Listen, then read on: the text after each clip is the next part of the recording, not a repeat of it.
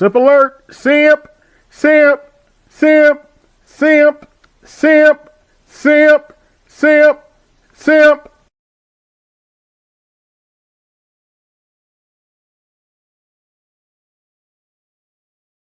Simp alert! Simp! Simp! Simp! Simp! Simp! Simp! Simp! Simp!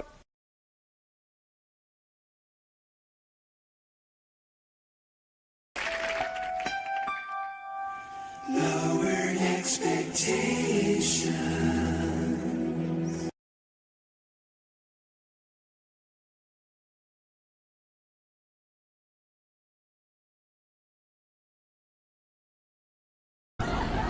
What's happening? What's going on? Kevin was right! Winter is coming and we don't have a man! Oh my god. Hey, are you independent? Do you not need no man? That's fine. You can always call 1-800-CALL-A-BEAR. Call a bear. Hook up with your bear today. Warning, this content creator will not be held responsible if you get eaten alive by that bear.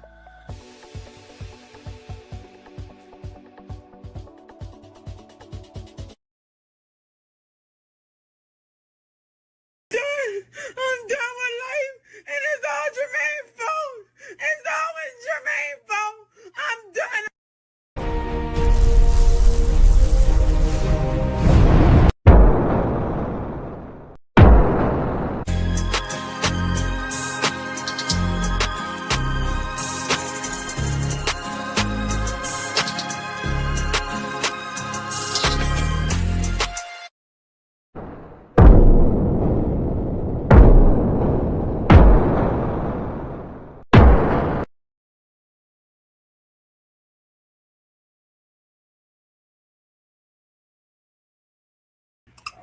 What's good, everybody? ABMedia83 here, and welcome to this ABMedia83 special. Tonight, we have to cover, unfortunately, the Panda Round Table. Oh boy. This one is going to be a doozy. Shout out to my pre-stream guests. Shout out to Shannon Moore. Shout out to Jesse Griffin. But yeah, we have to cover the Panda Round Table, or as I like to call it, the Hen-Pecked Pander-Bear Round Table. So yeah, for those of you who may have been living under a rock, a few days ago, a group of black males decided to go around have a discussion on why we need to suck up and to protect black women, no matter how wrong they are. And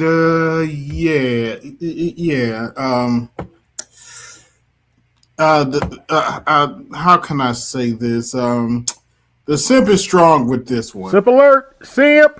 Simp! Simp! Simp! Simp! Simp! Simp! Simp! The simp is very, very, very strong with this one. So yeah, let's get started. Share screen. And yep.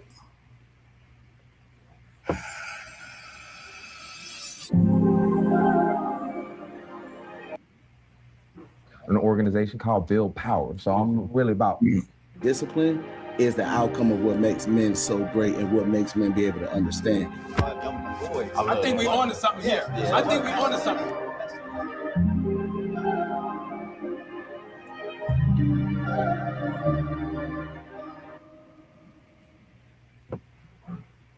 All right, so we rolling. So this the thing. We done came together. We done been brought together. We got Sister Song. You know, Sister Song is the homies, and they are doing some revolutionary work. I mean, 2025, let's just be real, has been full of some weird shit, some fuck shit. It's been just some strange shit this year, you know. And Black people being attacked, boy. our stories, our educational institutions, our safe places, and our power. And that's my thing, you know. I got an organization called Build Power. So I'm really about power, and it's from the legacy of the Black Power movement. And I don't think you can get any closer to power than the person who birthed it. Right. Yes. The Black woman, right? Yes. A lot of the time, it's Black men that stand in the way of it, right? That get in the way of, you know, what we're supposed to be empowering, what we're supposed to be collaborating with. And so when we're thinking about things like, you know, Sister Song is steeped in reproductive justice. And when we talk about reproductive justice, it's the human right for bodily autonomy. Now, here's the thing, you know, You mean abortion? Just say abortion, daggone it. I get into all the academic terms and then I get confused. So we're going to get into it for real about what this means to us, what the human right to bodily autonomy, the human right to have kids, to not have kids, to parent kids in a healthy environment, to set up that environment, and what goes into that actually means to us. And I want to make sure that, you know, the way we're talking about it, other people can understand it, because I know for a fact, if people came to me however many years ago and was like, hey, what you think about reproductive justice? I would have a very confused look on my face. I'm like, I don't know exactly what that means and how we engage with it, but everybody here comes from a different perspective, a different life, a different experiences, and we want to bring that to this conversation. So I know that there's no way to get there without the empowerment of Black women and centering Black women in that power talk, in that power struggle, in that power strategy, in that movement, in our behavior. And what in y'all's eyes does that mean to you? Like from y'all's experience? Like I said, the simp is strong with this one. Simp alert. Simp. Simp. Simp. Simp. Simp. Simp. Simp. Simp.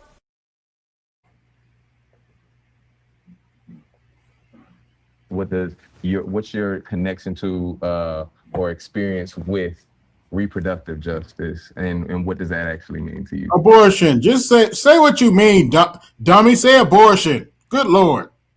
Anybody could kick in. As a father,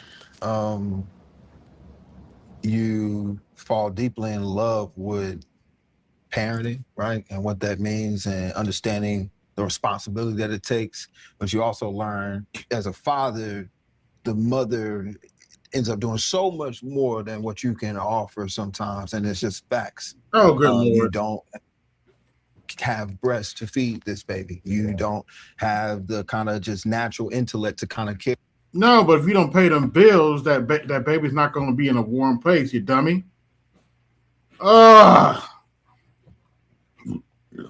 Everything. That's why a lot of fathers just say, here you go, I don't know what to do, right?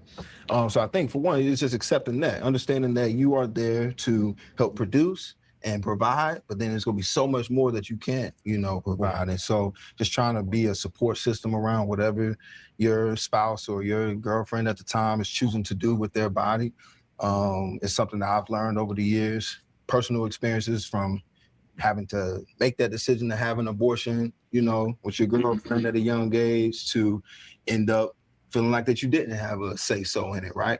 And then understanding as a man where you don't. Once you decide to go into that position and you put your seed into this woman, now that's her decision where to go. You can't say, well, I don't want no baby, or you can't have it. No.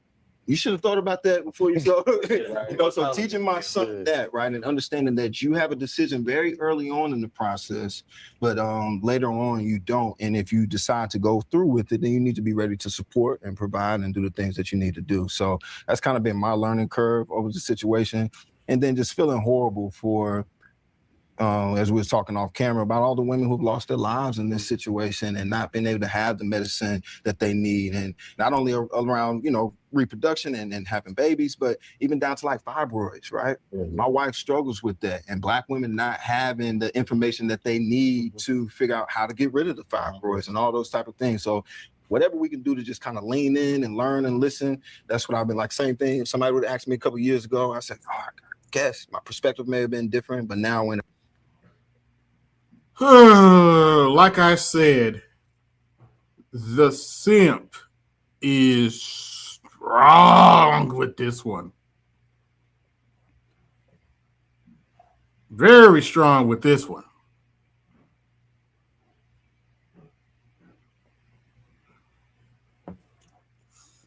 Oh dear. Let's continue. In a time where you really just wanted to have a different understanding. I teach my son that, and then also my daughter, what decisions she has to make before she lays down with somebody and how it can change your life, right? So it's incumbent upon you to have that information if your desire is to be a father, is to understand the woman's point of view and the things that they go through. We think of a lot of things that we go through, our upbringing, not having a father or having a father, all our experiences, and the dream of being a father, and having a son or a daughter, and what kind of father you want to be. All of that comes to mind, but before inception, those thoughts never came to me in the sense of what she would go through. How would I handle being in a waiting room and being told something and not knowing the information? Who do I lean on? All those things that come to mind that happen when you're in the delivery room, or the process of having a baby or having a healthy delivery and all of that stuff. And then, I think it's absolutely important for us to have these types of conversations and have these thoughts leading up into the idea and actualizing fatherhood. Mm-hmm. I think we center ourselves, the patriarchy of it all, we center ourselves. Oh dear. Those, we're the ones that make it happen. I always say something. I was raised by women. Right. And I ran into some brothers a couple of years, last year, when we were you were? Okay. running for election, who felt like Kamala couldn't lead. Crazy. No, she couldn't lead. Kamala Harris couldn't lead. I said, but your mother ran the house. Right. And my mother tragically died when I was 4, but my sister was... What the fuck does that have to do with running the damn country? Do you really think Vladimir Putin and Xi Jinping give a shit about, I was born in a middle-class family. I was born in a middle-class family. My mother worked 2 or 3 jobs. You really think Vladimir Putin gives a shit about I'm speaking? You think Vladimir Putin gives a shit about skiing? Really, nigga? Really? You think Vladimir Putin gives a shit about any of that shit? Raised me was a gangster. Could take $1 and balance the budget like in 25 minutes. $100. So I think that good Lord. In order to trust Black women, we gotta kind of like, I think you and I were talking about, or no, I was talking to my driver on the way over about holding yourselves accountable. 81% of people don't talk. And how about holding them accountable? They don't want to keep all the secrets. Black men have to talk to the women. And a lot of the women, and it's not 81% of women. We talk to the women, you dumb shit, and they don't fucking listen. And it's 81% of people don't talk. So I think it starts with a dialogue. But I can You've had dialogue. They don't listen. Personally tell you, I can't imagine walking around with another person inside of me. And I think that we have to yield to women. And I don't think the government can tell you if you were raped. I mean, they're talking about if you were raped or molested, that you have to have that child. I don't think the government should have any say in that.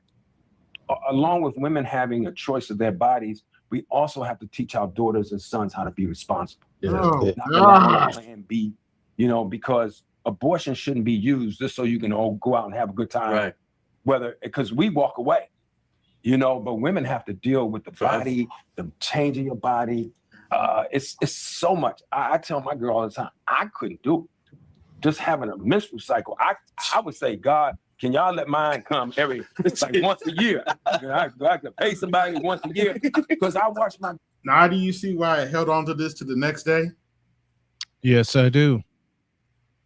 Yes, I do. I'm sorry I missed the first few minutes. Can you catch me up real quick, or did you just get into? No, it's an hour of sim talk. You didn't miss much. I didn't miss much. Okay. It's an hour of sim talk, and give me 1 second here. Can you read that for me, please? HF&H, the finest law firm in the Black Manosphere. Did they ever discuss Keisha's literally holding a baby hostage to get paid off men? Pay me or I hit the clinic. Hell no, they didn't discuss that. My sister, that's all I gotta say. Or getting said baby deleted just as a flex on the man when the baby trap doesn't work. No, they're not going to talk about that. They're too chicken shit to talk about that. I said it. Yep. Yeah, you see the graphic here. You're wrong for that shit, but you're not. You're wrong. Actually, but actually, no. I'm wrong. Actually, I'm wrong for this shit. Oh my lord. You did. Oh my. Because lord. basically, this picture literally describes what you're seeing on the screen. Mm-hmm. They're basically talking like the black women are standing there right behind them with their arms folded, and a bunch of people looking in the background while they're being henpecked. Oh yeah. Oh yeah. But let's continue. We're gonna speed this up because I'm gonna try to do what nobody else has done. Get all the way through this. I don't know if that's possible though, because the sip is strong with this. Good Lord. Did you play? Did you give us the alert first? Multiple times. Well, I just got here, so do it again for me, please. I go through the changes emotionally, not just physically, but it's a lot of shit women go through. So I think men, honestly, need to sit down and shut the fuck up. It's a lot that. How about now? We don't see. Excuse the b hell out of me. What? If you weren't raised that way, you don't know. It's like you just listening to you guys trying to be good husbands. We gotta. The women got to let us in, and we can't tell them what to do. And I think this government has to step back and let women make choices for themselves. Women are the first wonder of the world, despite what's said. It's the first wonder. Exactly. That's the only thing outside of God that I know that creates. First and foremost. The issues that we have are that the woman knows before we know whether or not life should be brought into earth, brought here, or if it should be aborted. They deserve to have that right for the simple fact of America does not allow us to run a system the way we should as a family. Men don't understand. You may be the leader, but you might not be the provider. Do you know how to lead if you are not the provider? Wait, what? Wait, what? Play that again? Did Mr. trying to figure it out? We coming from aborted. They deserve to have that right for the simple fact of America does not allow us to run a system the way we should as a family. Men don't understand. You may be the leader, but you might not be the provider. Do you know how to lead if you are not the provider? In the midst of trying to, if we're not the provider, why is there child support? Really? Figure it out. We coming from a whole bunch of systematic. It's been constructed for us to be the way that we are, to think that we are. That's not how it was programmed. And then talk about that program I mentioned where they took they paid black take fathers black fathers out of the house. And then from there, me and Cliff was talking about that. When it started with the Section 8, women were able to take care of the kids without the man being in the house, which gave her the mindset that I can be the leader because I have to be the provider. And then after that, it was the crack epidemic, which guys started using or they was going to prison. Regardless, we stayed out of the house. Now it's social media. And the thing is, we were always here to protect the black women. And if you ever seen the movie Sparta, men were actually the leaders, but the leader knew how to lead because he still trusted the woman with the gift that God gave her, which was intuition and discernment. And if you knew how to treat your woman and she knew how to love and that stress was off her, No, they didn't. No, they didn't. Sparta, particularly in the Greek world, the Roman world, they beat the shit out of a woman, and they were almost second-class citizens. Stop it. As I said a moment ago. Now that's some bullshit. What? It allows y'all to operate as a family unit, to be able to trust her so she can be able to trust you. Once you realize how powerful that woman is, a lot of us run around, and even for myself, I struggle with being monogamous because I didn't understand the value of the woman. But once you put a woman next to God, would you play with God? Oh, good. So it's our fault you couldn't keep it in your pants, nigga? Really? I'm same way. laughing And if you knew what because my wife sent me some great AI pictures of me in some of the ones that she did, like in a jacket with a scarf and everything. That's why I ain't laughing at this shit. Well, I can, but as powerful, I don't think that we would run around with a promiscuous mindset of thinking it's okay because we want to look at women the way that we are downplaying the thing of how they are. So I'm gonna real quick though. I think that there's something I think that's really dope that you started with is around women being first close to God, right? Like, and that's a fact. And talking about creation, talking about creating, talking about, because I do think people talk about the human race all the time, and it started with blah, blah, blah, blah. It started in Africa, started in Africa with a black woman, right? And so I do think the closest you could get to power, the closest you could get to life, creating circumstances, and is with the black woman. Yes. But also just want to ground us in. This is basically a Black Woman is God panel. When we're talking about reproductive justice, it's not just about birthing, right? It's not just about having a kid. Right. And it's about, when we talk about bodily autonomy, it's about, we all want the right to control our bodies. I don't want nobody telling me what to do with my body, right? And that is a right that expands even beyond having a kid, right? And fostering that environment to be able to raise folks. And we talked about like the village, right? And that it takes a village to raise a kid.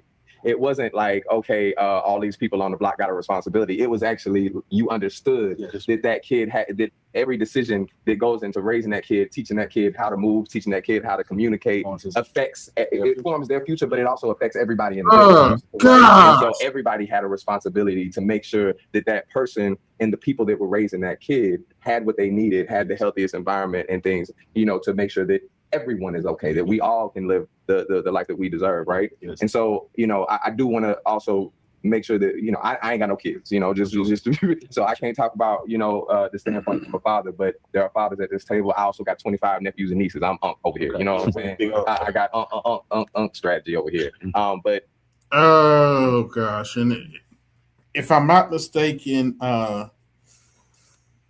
that's oh dear, trans man. Oh no. Oh yes. Oh boy.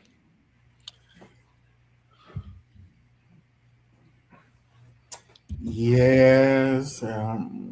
Horowitz says, I don't want to offend those in Chicago, but all this sounds like a common album without the J Dilla beats. Horowitz, 3 words for you, buddy. No offense taken at all, because you are spot on. There's perspectives from all on this table from every angle of it, and I do want to go back to and we can go wherever you wanted to go, whatever you wanted to say, but I do want to talk about that like you said, the government shouldn't be involved. Keeping in mind that this is a government that was steeped in what they call white supremacy. I like to call white delusion, right? You know what I'm saying? It was the same thing, right? And they don't want to believe that they came from a black woman. Yeah, and the definition. Becky, you came from a black woman. Well, the definition of masculinity, the definition of what we do with our bodies and how we define a government's role in that came from that corrupt standpoint, that corrupt perspective. So I 100% agree that the government should do anything about it. But where did you want to go with that? Well, I think one of the things that I think helps, I believe, with women's right in terms of their sexual reproduction is the relationship that we have. So basically, they're defending abortion right now. They're basically defending abortion right now.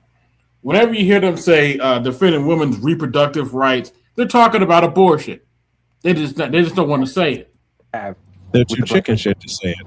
I heard a psychiatrist when I was on one of the panels say that African-American men and women are suffering from 450 years of post-slavery PTSD. Yes. So one of the things that I love about Are you this thing right kidding here, me? the next What one I about want to what see we is black men and what black about women what we sitting down suffered, you together simp ass and talking motherfucker? about how do we learn to exist in peace. And I say that because I'm saying this, and a lot of times I have to catch myself. It's emotional. I grew up with a lot of violence around. My father, when he drank, I seen him knock women. My father fight a baby. He was just off. He was mentally off from the oppression of this culture that broke him. And, you know, so we were born, a lot of us were born into that. Our fathers, and we're trying to break those cycles. So somehow that ties into me to women's reproductive choices in terms of having a baby with a guy that's comes from a broken family. Now the baby coming in with a broken family and bam, bam, bam. And the mother's asking the father for support. Like, yo, I ain't actually had that motherfucking baby. You know, that ain't shit. I don't even know if that's that motherfucker. I mean, there's so many levels to this that make women coward or not want to talk, you know, or be the victim of one guy shot his baby mama and the kids the other day. It's so I think we got to attack that from not just right now in this racist culture that we're seeing with this administration, but also from a generational standpoint. For sure. I don't have the historical information, man. That's why I'm a listener, man. I'm a great listener. But you know, when I hear you know your generation, your perspective, and your perspective, and everybody's perspective in the sense that as we get into it, I feel like we let women down in that regard. We didn't stand on business. And what you mean by that? I just feel like we let depression wear us down. Fathers let depression wear them down and beat them down, take them out of the house, and therefore they forced them out of. Oh boy, forced them. No, they had a program. I forced them. I feel that. I understand that. I can't. I don't think it would do any good, honestly. It would. Ain't nobody gonna make me leave my woman. You're right. I get that. Right. I get it. But ain't nobody gonna make me leave my family. I get what I understand that. I could never fathom what went on back then. I think you might be alluding to weak ass men allowing things that might be coming up. Like, you know, like, oh, this seems like I don't know exactly the historical presence of it either. But you know how you say, like, oh, like, you know, you stripping us from the house. Pause. Oftentimes I'm a man who dates men. A lot of men. Freeze it right there, please. I have one question, and it's as follows. Tell me, what is gay? Yeah, he is gay. Strong. So the way that you said you're not gonna take nobody from my family, you're not gonna strip me from my family. A lot of people don't walk with that. A lot of people don't have that. So I mean, like, it is systematic. But I mean, at the same time, I mean, if you somebody, I mean, you part of like the few men who is not gonna live their life like that. I mean, I get a system that you live in a place that is just geared to tell you you ain't shit, you ain't shit, you ain't shit, and it beats you down. You ain't shit, you ain't shit, and it beats your other counterpart down. So y'all come home to weakness. Yeah. Nobody go out and heal anybody, right? It's a lot that goes into it. I think it's a lot of different influences that happen, whether it's drugs, right? We know that our community struggled with that for a long time. But let's talk about them. Let's go back. Let's go back and talk about the CIA with the drugs. That's what I'm gonna say. We're in a country where drugs is probably the most highest profit of things that you want, right? But just speaking on fatherhood and being in the house and not being in the household, I think a lot of pressures coming from east side, right? I've looked at fathers who weren't in the household and had conversations with them and said, man, drugs since you was 12 years old, brother. Your brain doesn't have the capability of thinking correctly. That's right. You are afraid that you can't provide for your family, so you would rather leave, right? Not knowing that you have a woman who's willing to stay down with you and hold you down no matter what, right? So it's just as a man who, even to this day, get nervous, right? Like, oh man, this shit is slowing up. Like, am I better off telling my baby and them, like, are y'all good? No, of course not, right? But you have to be honest about yourself and say, I'm fearful of certain things, and say, and not necessarily a weakness, but necessarily it's like, I'm scared. Right, that I can't provide, and now I'll either let someone else kind of tell me what I need to do, right, rather than following my own intuition and having a relationship with my ancestors in the universe, and that can really guide you, or having that one-on-one with your lady. So many things that can pull people out of the house. Similar to the conversation, it's like, well, if I was enslaved, I wouldn't have done that. It's like, well, you really don't know. It's like, there's so many different things that go into why people do things, and sometimes you can name it to. It's like, oh, this person was being a coward, or this person was being, but a lot of it is fears, and a lot of it is because we're the minority.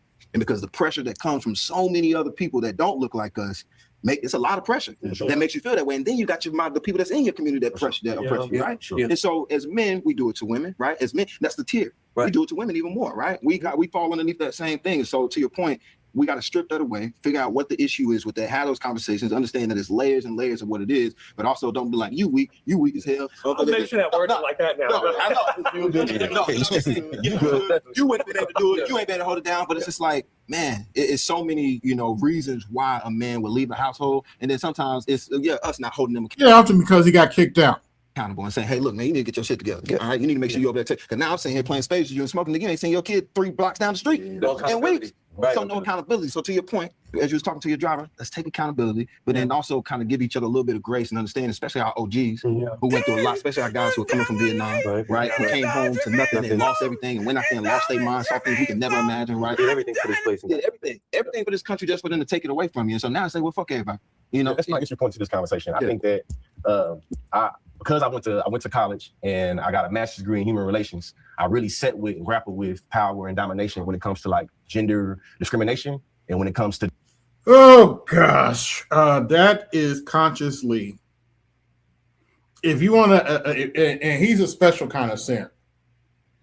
Oh boy. He actually defended the brick lady. I'm sorry. He defended the brick lady. You mean this guy with the dreads and his hairline's about 2.5 feet back from him? Yes. This guy right here in front of me? Yes. He Oh, and he also threatened to beat up Tommy Curry, Dr. Tommy Curry. Fuck you do that for? Because Dr. Tommy Curry roasted him in a debate.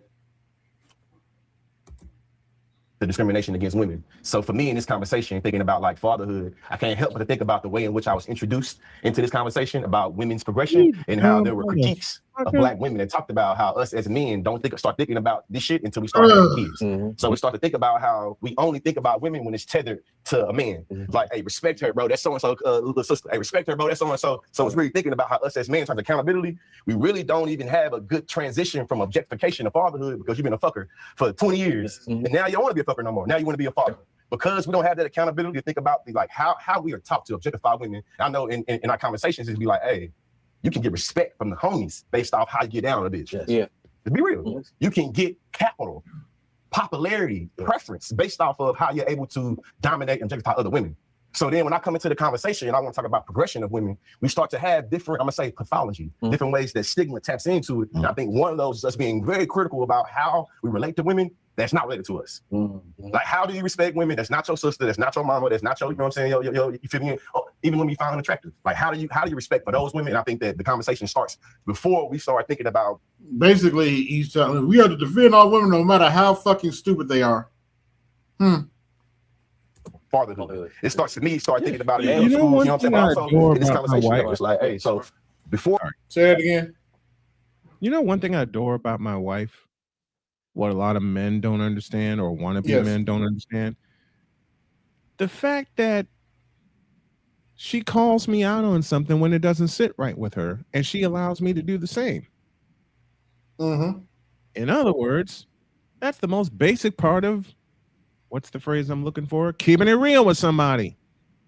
Yep. You incompetent fuck. Before you became a father, before you became a father, when did you think about the general welfare of women? Well,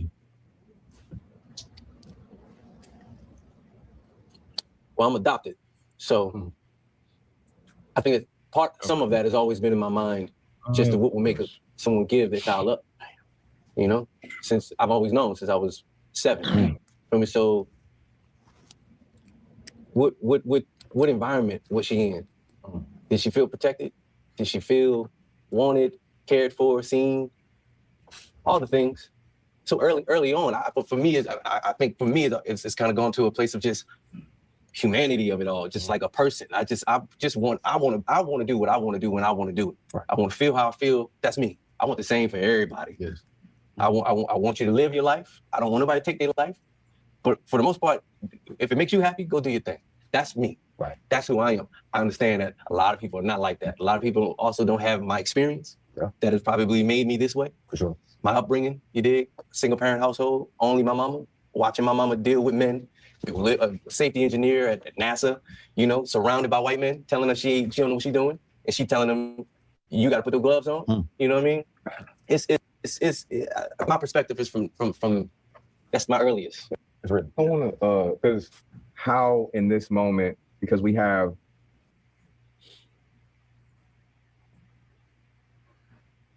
when we're talking about the government, we have abortion bans, Georgia, my home state, Texas. That's leading to women dying, babies dying, people being less safe. And here we have folks, we've been hearing about folks being hung, lynched. We've been hearing about so many things this year that scare me as to how I got a big ass family, how all them people are gonna survive this time. And I'm thinking about, and I'm not thinking about protect Black women like we've always heard it, like protect Black women. Oh, that's my girlfriend, that's my, don't hurt my mama, don't talk about my mama, you know what I mean? But when we're talking earlier about a village, right, and how a village, everybody has a responsibility for each person and each responsibility in creating that nourishing environment, making sure there's healthy food, clean water, et cetera, et cetera. What are we doing right now to learn what women need, Black women particularly, and play our part in that power building? I have a question for you guys, because this is something I've been trying to explore, and then I got more on the journey of once I got married, which is like therapy, right? And self-discovery, right? Understanding that my wife had her own journey of therapy, being introduced to anger management, right? That's not because you punching holes in the wall, but it's because you just get certain triggers that you don't know how to handle, and you don't know how to. So I think for me, I'm going on a journey, and I'm curious if you all are going on this too, or eager to go on it, because I am learning how to be more enthusiastic about it. Because therapy saying, I don't feel like talking to somebody, I don't want to, so just having that kind of, for me, that's where I'm at, and figuring out that's how I'm gonna make my wife feel safe. She wants. For the record, there's nothing wrong with therapy. No, because I'm in it. But in the Black community, tell them to go to therapy first. Yep. To know that in any conversation, I ain't gonna just be like, I gotta go outside and smoke real quick. But she wants to feel safe. And the more we can make them feel safe, and because naturally we all want to provide. Most men, you want to be the provider, you want to go out there and do the thing, but you forget about it ain't just monetarily, it ain't just hanging out with your son and your daughter. It's like, how do I have these conversations and actually know how to have them? Because sometimes you don't understand that. You don't get taught how to, deal with impulse control and all those type of things. I would be curious to know if you all had your own therapy journey and trying to figure out how to, obviously keep your spouse safe or anybody in your life to safe. I know it's particularly talking about the women in our lives. So. He literally said just what I was about to talk. I don't care what said. If you think you are okay, go to therapy. If you don't, I've been in therapy like 4 to 5 years, and it's bigger than, like Luke was saying, I'm going to stay in my house. But just because you stay in your house don't mean you're going to have a healthy environment, because you could stay for 20, 30 years for them kids. But if they saw anger and this, that, and the third, you can't be mad that they go out and do the same thing with what they saw. It is encouraged that you need to take yourself, you need to have couples there. We as men, even wanting to be better, we only have the information that we've been given amongst each other, but we don't have different perspectives. It's okay to take perspectives from white people because they don't have the mindset of survival that we have. So when you hear different, you think different, you move different. You're more optimistic to know how to move within your household. It is my children. I don't care that they're only 9, 10, 7, 6. They have problems, and every Black man at this table had problems. We had situations we couldn't talk to people about. Get your children in therapy. If you can't afford to do it, healthcare can cover it. Get your children in therapy because they need to have a healthy outlet to have somebody. They don't always feel safe talking to mom and daddy, regardless of how well we are. They don't feel safe doing that. I would say be careful about getting your therapy from white people. But I didn't say white therapists. No, I know.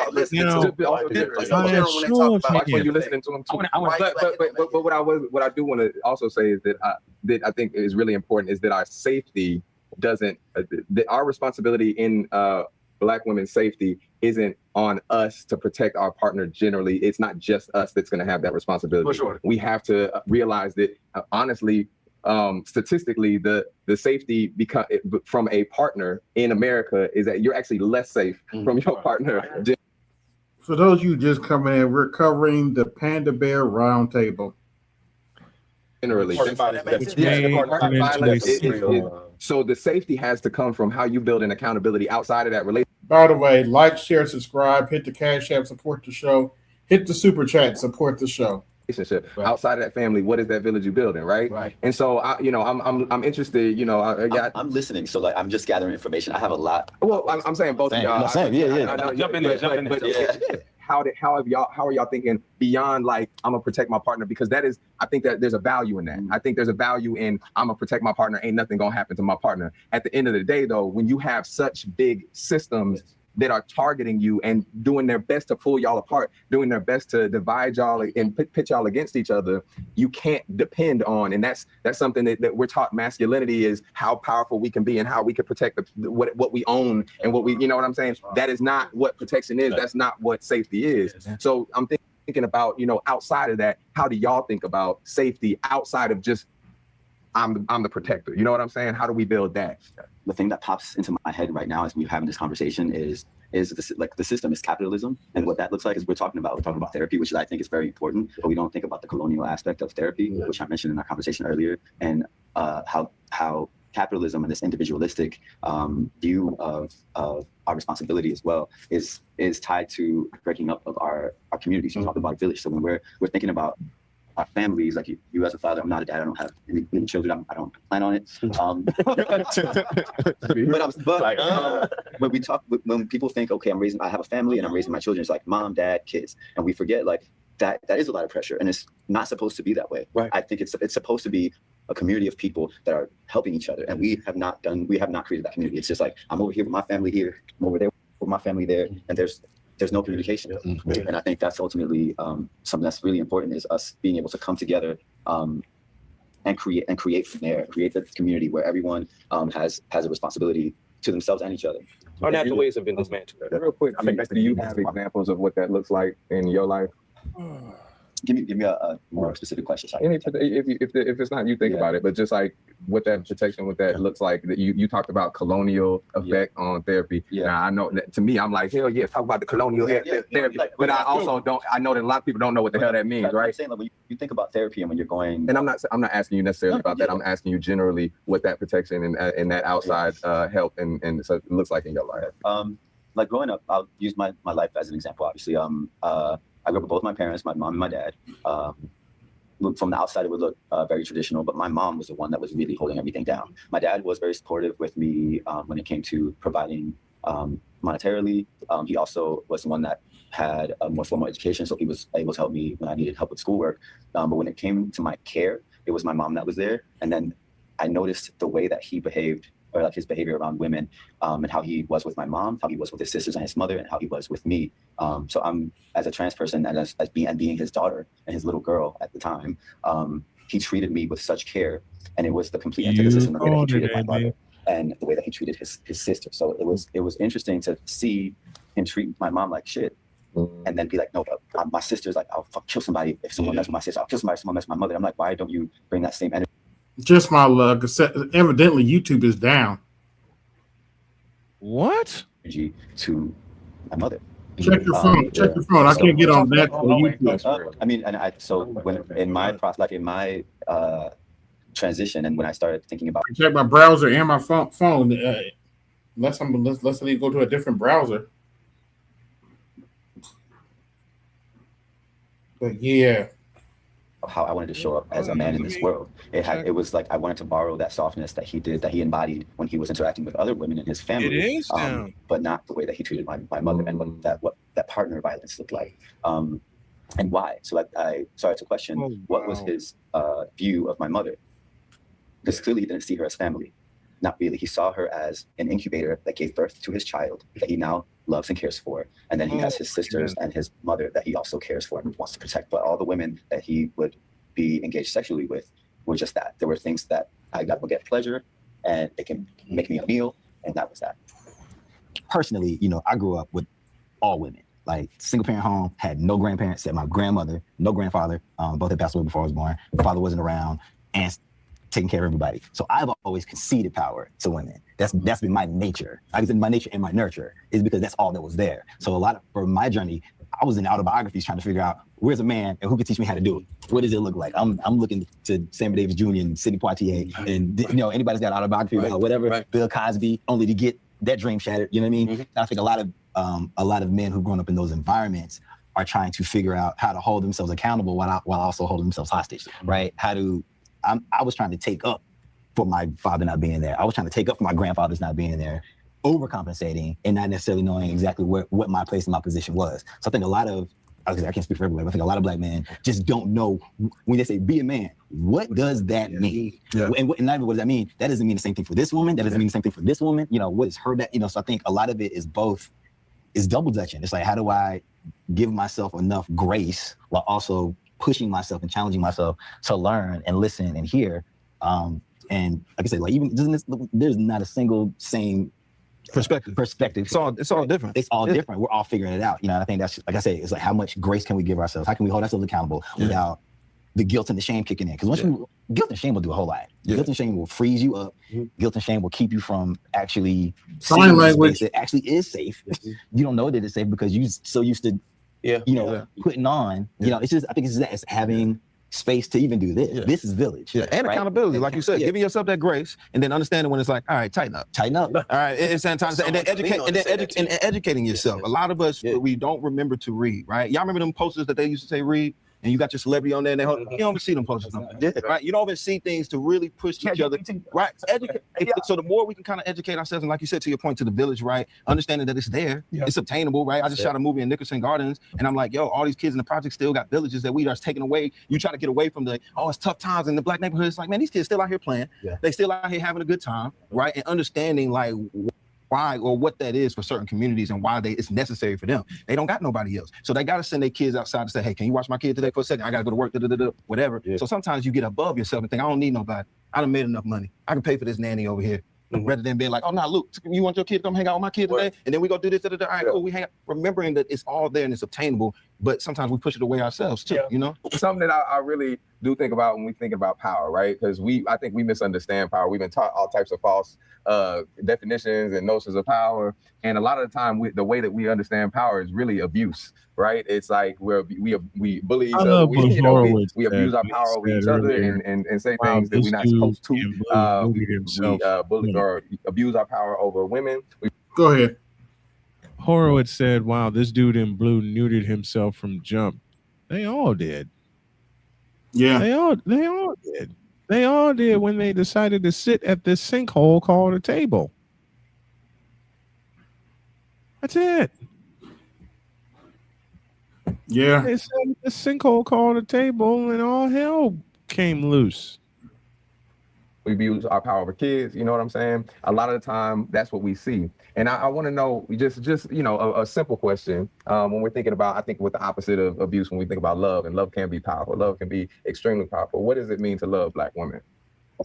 And I want y'all to think about, because, you know, you was talking about, what did you say? Accountability. Holding ourselves accountable while holding ourselves hostage. Trying to hold ourselves accountable without holding ourselves. Talking about parents and all type, you know, and so I'm just, we can tie all of that shit in. It's not a limited conversation, but, you know, just thinking about just first to introduce it into, like, what does it mean to love Black women?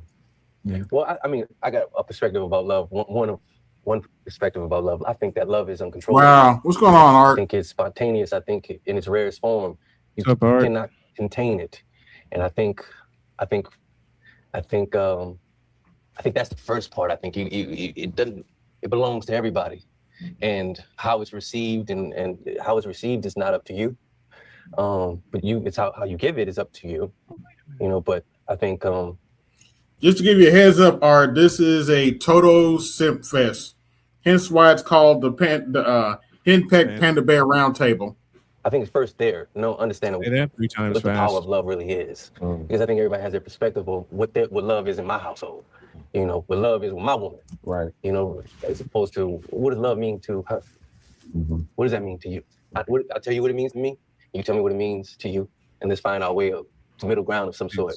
I think it's there. It's just trying to understand what that is. Because everybody throws that shit around. It's popular. Right. Makes a lot of money. It's nice.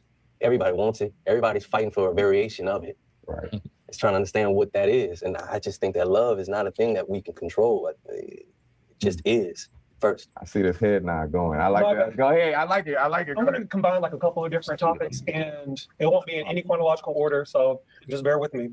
One thing that conscious will talk about is pandering, and me as a Black gay man, for me, love shows up as different. There's no sex attached to my favorite Black women. So I was Yeah, you called it. Tell me, what is it? Thank you. I shall play it again for this gentleman, and I use the term loosely. Tell me, what is gay? What is gay? Say for me as a child. This shit up. You really can't. One of the strongest women that were in my life. You can't make this up. Someone who, she loved me with everything. She was someone who made sure that whenever I walk into a room, know that, you know, I'm not trying to sound cocky or nothing, but eyes will be on you. People will be listening to you. Whatever you want to be in your life, you can be, whether that be a president, a CEO, whether you own your own business, whether you be a millionaire, anything you want to do, you can do. And with that, my grandmother was someone, she was a banker. You know, she was someone who, she helped her community. All the people from Arkansas, Little Rock, Arkansas, North Little Rock, Arkansas, she knew all the millionaires. She knew all the business owners. She told people yes, no. She ran her bank. She ran her branch. She had people pull guns out on her trying to rob her. That same woman who left work, she was someone who raised 2 strong sons. My father's a federal investigator. My uncle, my late uncle, he was a manager of the VA for the suicide unit. She was someone who raised strong Black men. And the same Black men that she supported, the same Black man that she fed that was also her husband, also be the same people that put their thumb on their motherfucking head. You know? So what I'm trying to say is someone who can be so strong. We also live where we're in a community where traditionally, once a white man took his thumb off of us, a lot of us put our thumb on the woman. So one thing that you talked about as far as like your dad and how you treated your mother, I feel like one privilege it is to not be gay. Not gonna lie, I love being gay. Like, you know, like whether it's not a choice, it's not a choice, it's not a choice. But in my life, what I feel is, you know, it was karma for the straight men, and also like to reject what patriarchy and masculinity look like, because I had to choose how I'm going to live my life. So, you know how you were talking about how your dad, he was real good with his mom, he was real good with his sisters. And me, yes, a lot of men, they just live based off of the moral code. You don't even know what your own motherfucking morals are. Right. A lot of you just want to have children because that's what you're taught to. You didn't get no education. You're not saying you have to get education. You have no craft. You have no skill. So all you can do is really just have fun and have children. Nigga, fuck you. And then another thing that I want to say is too, a lot of people, you know, when I said like, you know, having accolades and things like this, a lot of my friends, and especially with moving to Houston, I have such a respect because like in Arkansas, a lot of people had kids by the time that they were my age, or 26. Majority of my friends, like they're between 29 to 30 to 40, you know, beautiful women, well into the careers, clocking 200,000 plus. You know, my allyship to them is supporting them whenever we're out. Like I am a protector. I'm not, there's a big kind of like conversation about like. What'd you say? Huh? You say something? No, I was laughing at some more pictures my wife sent me. Oh, gay men don't want to be treated as like poodles or whatever. Realistically, I'm 6'2", I'm 200 pounds, 215. Like, it's like if a motherfucker step up to my friends, I'm going to defend them. I feel like my presence as a Black gay man is to use my masculinity, me being a man, as to not only allow myself, you know, vertical, you know, promotion within life. I don't know how to coin that the right way, but also bring up my sisters with me. And that can be whether it's education, go and get that education, whether it's in careers, because Black women are the smartest group in America. They're also the most underpaid. If you want that money, ask for it. You know, whenever you go to the internet, and the really, same thing as far as like the job, how you can switch out the job. Time. I have to. Now that's some bullshit. This makes me wonder, is YouTube purposely doing this because they know I'm roasting this shit? You know what? That was the first thought that popped in my mind. That was the first thought that popped in my mind when you said it was down. Job is no different than a man. And you know how we're talking about like the moral basis of, I don't want to lose my track. The moral basis of people not knowing themselves and having babies. A lot of men don't got shit to contribute. If you can't even commit marriage to a motherfucking woman, what makes you think that she wants to commit to having a baby? That 9 to 10 months, that can fuck up that whole baby's life. Yeah, not being so. Okay, tell them that. We're talking about, you know, asking for that promotion and things like that, because that also, when we're when we're seen as having some more control or power over. What's going on, McTally Universe? Good evening, fellas. Good evening. How's it going? What's going on, McTowell? Good to talk to you. Covering this Simp Fest, this Panda-Bear Simp Round Table. All right. This Simp Fest is brought to you by the Cleveland Browns selecting Shedeur Sanders. Oh my God! Because we're the Cleveland Browns. And we're the Cleveland Browns. All that shit never gets old. I'm sorry. But speaking of which, this is a good segue. For those of you watching, this episode of ABMedia83 Special has been brought to you by Butthurt Blue ID. Get your Butthurt Blue ID so you can go vote. Like, share, subscribe, hit the Cash App, support the show, hit that super chat and support the show. Let's continue. Sound effect tax is truly in effect because I want to get some stuff to help my family. Thank you. in a work environment, people aren't going to abuse us as much. People aren't going to, supposedly, right?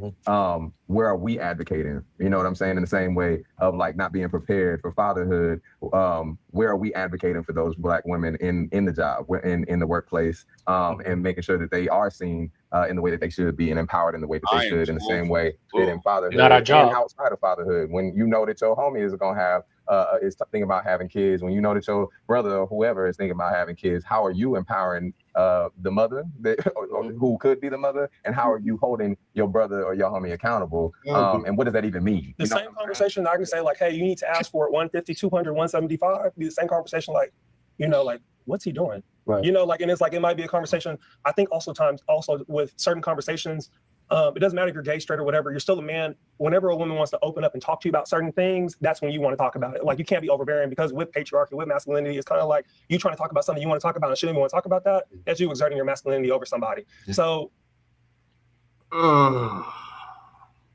what is it called when it's the reverse? Yeah. As my late father once said, and was repeated by one of my baseball heroes in Frank Thomas, it ain't the fact that my head hurts, it's the fact that my brain hurts. Yeah.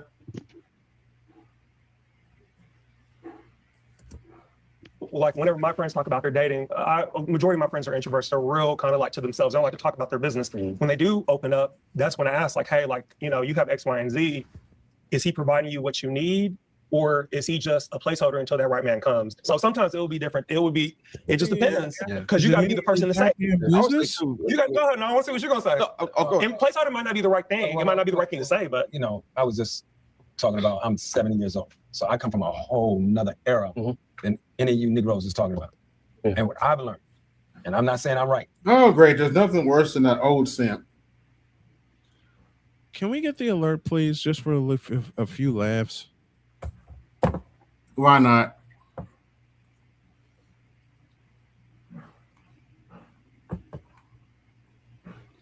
Simp alert! Simp! Simp! Simp! Simp! Simp! Simp! Simp! Simp! Oh, simp. I think everybody is right, because there's so many levels. I believe the phrase goes, most of this was laid every on our parents' dummy. My father was born in 1915, and his parents were slaves. Well, his grandparents were slaves. So what I've learned is, it's not your mother's fault. It's not your father's fault. It's not your fault. We were born into 450 years of post-slavery PTSD. I am 69, I'll be 70 in March. I've just learned how to love. Our parents didn't know how to love. Their parents didn't know how to love. And if I could say anybody maybe had an edge, it was the women. That's why I celebrate Black women. I don't even know if this will be uploaded. Psychiatrists, forensics detective, gangster, loving Scorpio, Pisces, Cancer, who's just been patient with me to teach me how to love. But in closing on this, because I don't want to get too deep, I called my buddy, man. I said, I'm fucking up really bad. I'm fucking up. So I never been monogamous. So I don't fucking know what it is. What age did you become a monogamous? Today.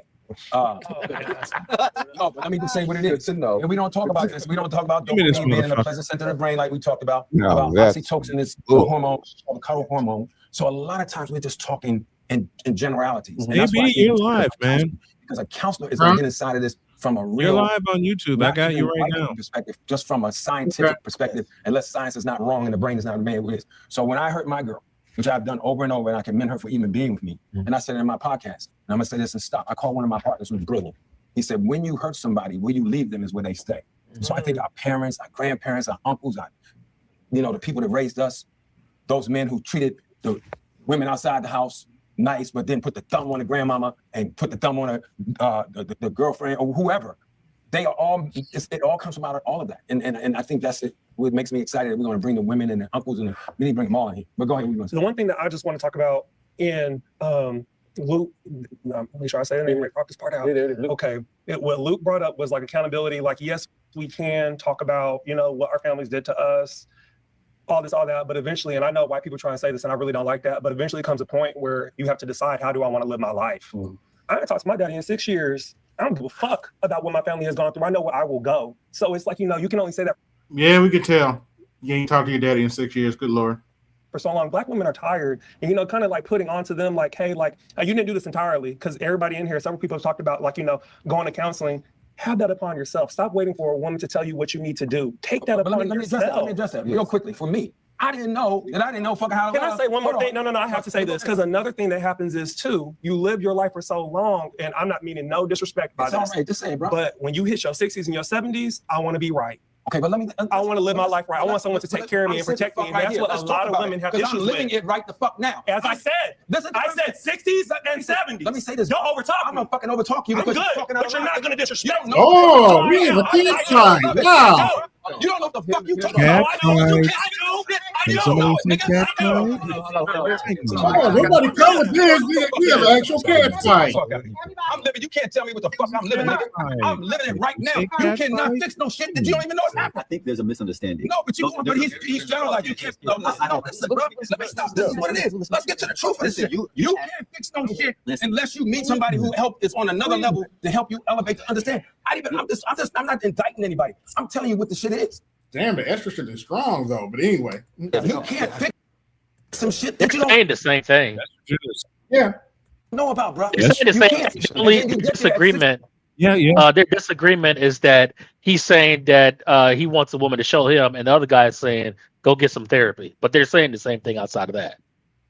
Pretty much. Because if you don't know how to do something, you can't. You have to have someone show you the way. Now, what avenue you do to take that, it is what it is. But they're saying the same thing. Yeah, they are. Yeah, they are. I thought I was being loved all this time. That's what our parents have gone through, and that's why we all so fucked up right now. You asked, how do we love Black women? Yeah. That's right here. Trust Black women and listen to Black women because they know more than we do what it is that they need. I don't think that's true either. As men, there's a lot of Black women who don't know how to love. I think I'm saying what they need as far as I get that. We're talking about, that's what we're talking about right now. Also, if we're going to use our privilege and power as men in society, how do we show up and be accountable? Like you said, the way to be accountable is to dismantle patriarchy, because patriarchy makes it so that men have the power and women do not. But you can't get there unless you listen to him. We got to go, and you may not agree. We got to go to therapy. I should be in therapy right now. My girl should be in therapy. We all come from generations and generations, and you can't motherfucking sit here and tell me when I'm going through at 70, I just realized, but listen what I'm saying. Let's be good, bro. It's not gonna get out of control. This is real shit. Bro, this is real shit. I'm telling you, you can't love a queen. Some of these girls out here in Queens because their daddies wasn't there. If your daddy ain't there from 12 to 25, you're going down a rabbit hole. Promiscuity, drugs. Gotta read more. Gotta stop getting so fucking defensive and read more, because I can read. I know what the fuck I'm talking about because I'm living it. Oh, the estrogen is strong. What's going on, Art? What's up, my people? Art Newstall, what's going on, brother? Covering this Pander-Bear Round Table. Wrong Art.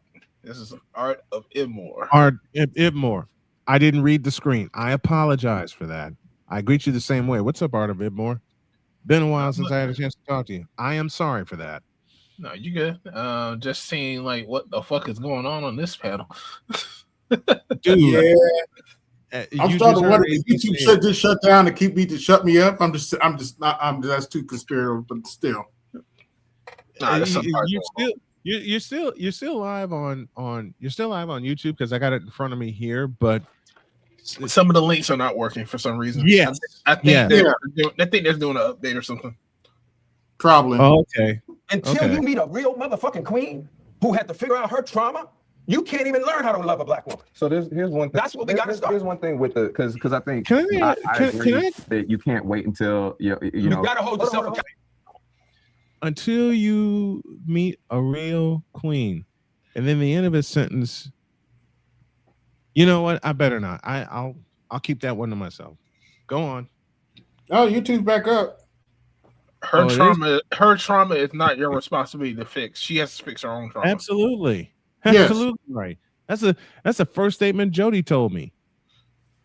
That's the first statement Jody told me when we got together. But you know what we did? We listened to each other. No matter what you want to do as far as trying to fix her, if she does not want to be fixed, there's nothing you can do. Right. Nothing you can do.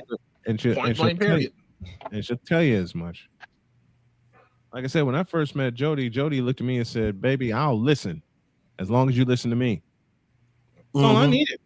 That's all I needed. Yeah, Ed was still live too. Interesting. Anyway. Accountable. So if you figure it out, hold on. Because if you figure it out, hold on. But you gotta let other people talk. Hold on. No, that's all good. That's why I can't do this. I got you. I'm on. You can't. The arguments are important. This is how black men talk to each other. So I want to make sure. This is what I want to make sure. No, actually, this is how cackling hens talk to each other. But anyway. We're framing properly, because a lot of the time we think, because you're talking about your privilege and your power and how you use it. A lot of time we've been taught our power is how we control a situation, and we try to control that situation by dominating it, by shutting other people down, by overpowering them. And I think that is something that, I mean, monogamy, just to be real, is not the end all be all. That's not the best. It's the only way. It's not the only way to live, and it's not just men or women. It's literally there are other ways to be, and so some people value monogamy more. That doesn't mean that you have sin and you dead and you evil if you haven't been. But the problem is, most of the time, the way that we're living is by telling somebody that we are monogamous when we're not. Hold on. That's lying. Hold on. So that's dishonesty. We can't talk about monogamy. No, we gotta talk about you. I'm not arguing with you. I'm agreeing with you. Hold on. Men are not. First of all, this is not our culture. And Africa is polygamy. No. It's not monogamous biologists, is it? Some people do believe that monogamy is the most healthy. 97% of married men cheat, bro. Yeah, well, I mean, that's 85% of married men cheat. Nobody's being monogamous. We've also been taught to lie. And we've also been taught to dominate. He's right about that one. I agree with him about that one. In holding that stuff accountable, because we were talking about how to hold each other accountable in this, right? In talking about trusting black women and loving black women, how do we hold each other accountable in that? How do we make promises that we can keep? How do we say that, make sure that we're surrounding each other with people who are going to check us when we're wrong, right? And how do we know that who knows what's right and what's wrong in that? Pause the video. Even Pause when the video. I read, a lot of time what we read. I got a question for y'all. Because we know how men get when we get into confrontation. I mean, a real confrontation, you can lose your life over that shit. So if you see another man being foul, do you check him or do you mind your own fucking business? That depends on the relationship that you have with that brother. If I have no relationship, depends on the relationship. It depends on the situation. Yeah. It depends on the relationship, and it depends on. Face facts. Who are you? Hey, what's going on? Now I was just listening. I saw the link because I think it was linked to I guess BGS posted it. Okay. All right. No problem. Wrong. A lot of times the books that they give us to educate ourselves are wrong. So I do want to hear more perspectives on literally how to hold ourselves accountable in that. We're talking about trusting black women. How do we trust black women, right? You know what I'm saying? And what is that trust accountable to? What books, because a lot of the books that we're given in school are lies that tell us the opposite of how to trust black women. They tell us the opposite of how to hold each other accountable and make sure that we understand what is right and wrong and what each other's perspectives are. So I love the energy of, I'm not afraid of the argument. I'm not afraid of the fight. But it does have to be. But I do want to make sure that we take it to a place where we come out here more powerful than we did when we came. I think we got to listen. Come on. He's going to look out there. In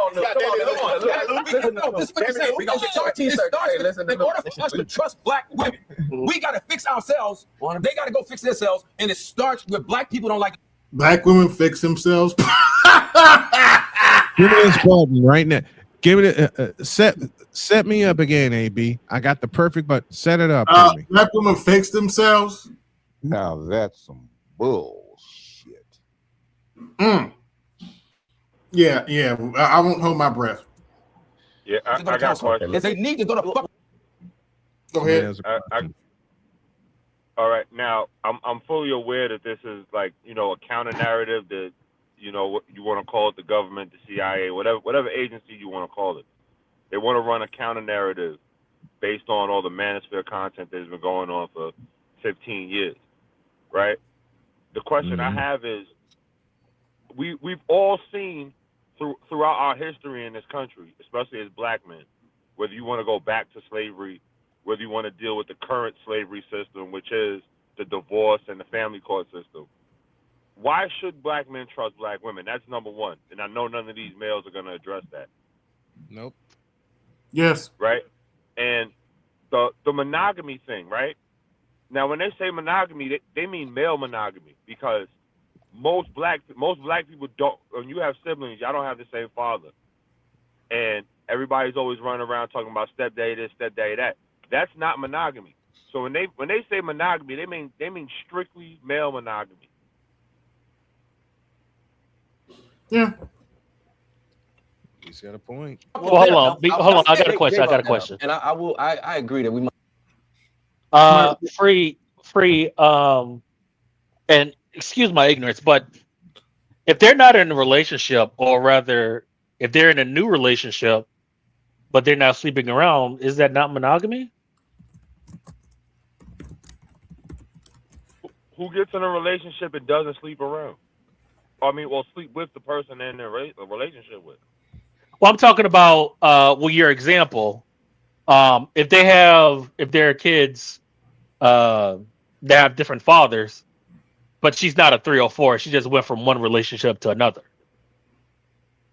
That's by definition, that's not monogamy. Okay. I'm using that word because that's what they're using. Because what it is it's a smear campaign. There's more slander. When they say that men don't practice monogamy, they're trying to insinuate that men sleep around. But by definition, men are biologically designed to have more than one mate. Women aren't. Everybody sleeps around nowadays, man. Yeah, everybody's sleeping around now. But no one uses the monogamy term in the context when they're talking about women for this very reason. Of course not. Okay. Because the predefinition is men that sleep around, but the secret is that women sleep around too. Women like new experiences with different types of men too. Like I was having this conversation at work where this guy just found out that his wife had like 4 damn suitors. I'd argue that women sleep around more than men, especially in the context of what you would consider monogamy, which is marriage, because when women break the marriage contract, you're still legally obligated to maintain all the things that she got into the relationship for. This is true. You know why you believe that? I don't believe it. I know it. No, but I'm just saying, as far as general, you know why most people believe that probably men sleep around more than women? It's because they put more so the onus of men sleeping around, knowing that it's not the fact that women and men sleep around the same rate. It's just a simple fact that it's just a simple fact of the matter is that people don't look at women as sleeping around. It's just the same concept as like if a man cheats on his wife, they think that, oh, he's a scumbag, this, that, and third. But if a woman sleeps on his wife, they will at least give the woman the onus of saying like, well, maybe he wasn't doing anything. They always put the onus more so on the man than the woman, even though she's still doing the same dirt ass dumb shit that a man will do. I look at both genders as they are both. We are human. We're gonna fucking sleep around. We're gonna do dumb shit. We're gonna act a certain damn way. But my only problem is that we put more so the onus on the man to be steadfast, to be more responsible, but don't hold the woman accountable for her own actions. Right. Let's move forward. Understand the value in us talking, our perspective. We got that part. But how do we find solutions? Well, the only thing is we're not gonna get to a solution because there's still something on the table. There's still something on the table, and we gotta. What's on the table? Your point of view. What's on the table to me is how do we as black men? You said listen to Luke. No, but I'm just interjecting, bro. Y'all said interject. Well, inject. Listen, how do we help black women? I'm telling you. Well, first we gotta help ourselves. Right. What I'm saying is, if we can't figure out, if we can't figure out what love really means, what love looks like to us, what love has been to us, what have we been taught about love? Generations of no love. Right. So we does patriarchy come with accountability? No, I think the definition of patriarchy is when we have systems of domination for men. Right now, I think we're not doing a good job of naming the system that literally incentivizes us to be on some fuck shit, or incentivizes us to always want to be dominated. So I think in our conversation, it's not the definition of patriarchy, but okay. Right now, as black people, a lot of times I have a question. You think of It's just in the beginning, like when is it any part of this conversation where we're not under the umbrella of men do this because of patriarchy? No, is there any part of that? Because I came in kind of like midway. No, yeah, we're about midway. No, this is. Did you see the thumbnail? I did, but I may have forgotten it. These are male feminists at best. Yes. Okay. My thumbnail pretty much describes this whole situation. Keywords at best. Oh God. A bunch of panda bears being henpecked with black women looking over in the distance. Because I don't mind there being like disagreeing, but it's like if you're gonna do like men are this because of the patriarchy, then we're not going to get anywhere. And you can't see it. And you can't see it. There's some ramen noodles being hit in there, and some honey buns, some break pop, and some Cheetos in the front, and some hot Cheetos. It's because a lot of men are more feminized than they want to be, than they want to think. Unfortunately, and that's just the bottom line. The reason why they're going against old dude here is because he's more so old school versus this new school of guys that's right here in this group. Yeah. And so they're against him because he reminds them of their father that they missed out on. Oh, I'm so glad you said that, Art. I actually have something for that. And yes, I did design this specifically for BGS. You're wrong, Daddy. You're wrong, Daddy. You're wrong, Daddy. You're wrong, Daddy. Because everybody really is against him, and he's really the only one that's kind of sort of making sense in a sense. Yeah. But yeah, I did design that specifically with BGS because that's what all his haters' problem is with him. They can't say you're wrong, Daddy, to their real daddy, so they do it to BGS. But anyways. Think about the word patriarchy, you think about how we're taught in Christianity to be patriarchs. So a lot of us have a hard time thinking about leadership and thinking about how that leadership comes out in fucked up ways. I.e., I want to be a patriarch like Father Abraham, therefore patriarchy is good. Patriarchy is not good. The system of domination for women is not good. But a lot of us buy into that. So I got a question I want to ask you. What's your How do question? we unlearn that? I think we unlearn that by listening to... By the way, I got around 14 watching. Like, share, subscribe. Hit the Cash App, support the show. Hit the Super Chat, support the show. What he's saying. What? Somebody outside, meet up. Okay. It's therapy, so we can go understand all of it. But listen, I want to be clear. Right now, we're talking about a system of power. Right. If you think interpersonally going to therapy is going to deconstruct the system of power, no. I'm not saying that. But this is what we get at. Right now, we're talking about trusted black women. There's a system I'm saying that goes against it. Aspect to it. Right. Yes. I'm not. Don't go to no white therapy. No, but hold on. If we're talking about therapy, this is therapy. Yes. Yeah. Right. This is therapeutic. Right. Looking like us. Yes. Different ages, different experiences. Us. It's gonna be ugly. It's not gonna be cute. We ain't professional therapists enough, but we are listening. Okay, listen. And I think that's the point where we got to stay there. Right here is just listen. Stay there. Listen and find and wait for it. Because sometimes it's just the listening. I think that's the whole part of this whole thing, because we don't listen because we live in this space of feeling like we know everything. And we are not the smartest people in the room. I think we'll step further than that. I think we're too ashamed to admit when we're wrong. And so when we go, when trust, I'm gonna say something. Tressie, like, oh Lord, Tressie Class, this is what happens when you're raised by your mama. But anyway. Credible writer, sociologist. She says, we are smarter when we listen to black women. Not because all black women are right, because all black women bullshit. Bullshit. Come here. Give me this. Bullshit. You see, I was hoping that this was going to actually be constructive, but like... No. Women good, men bad? Really? Yeah, a lot of content creators have not been able to get through this whole thing. So that's why I'm doing it right now. And yeah, it is some bullshit. Deserve to be heard, right? And when we're so caught up in the process of listening is love. That's how we love black women, by listening to them, right? Again, everything they said isn't necessarily right, but they do deserve to be heard. So let me address that. Hold on, let me finish. Back it up. In doing so, here I come to save the day. Get out of my head, man. Dismantle patriarchy because we're leading. Shout out to Mighty Mouse. So hold on, let me finish.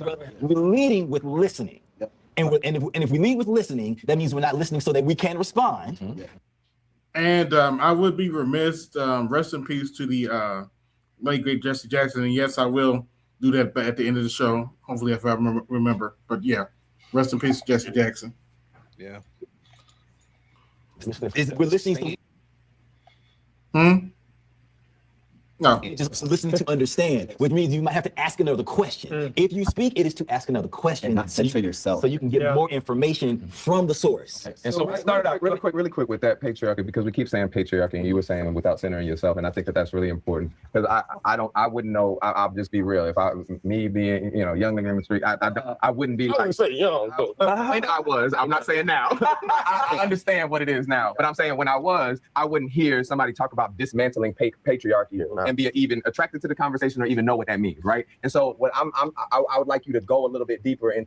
Basically, they're just pandering to the women right now. But anyway, what does that even mean? Because for me, the way I'm thinking about it is the way that we've been taught wrong about our power. Yes. That we are supposed to, that we have some sort of privilege in certain, in some situations that we have. We have the master teacher in the building. What's going on, BGS? What is going on, folks?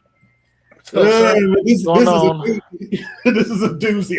I might need a drink after this, but I'm already. Let me.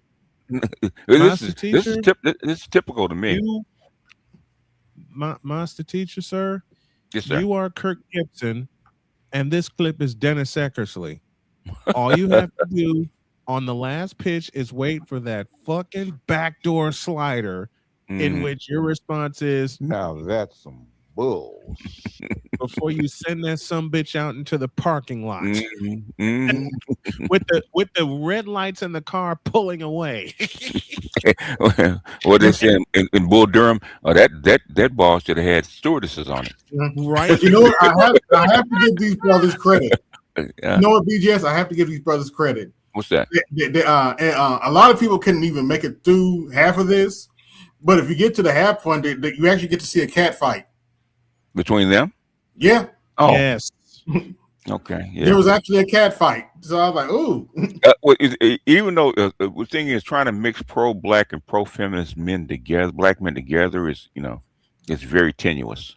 Because a feminist is going to say something set a pro-black man off.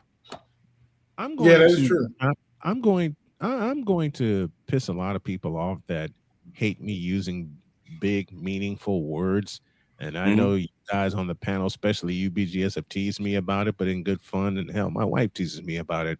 I'm going to use a word that they're afraid to use. I believe the word to describe that cat fight in this situation is volatile. Yeah. It can be, because pro-blacks are way more conservative than people actually think that they are. And that's the problem. And sometimes that will come. We were talking about that on Sunday. Yeah, way more conservative, and we start modeling off their feminist rhetoric and stuff like that. Like a lot of them brothers don't agree with that.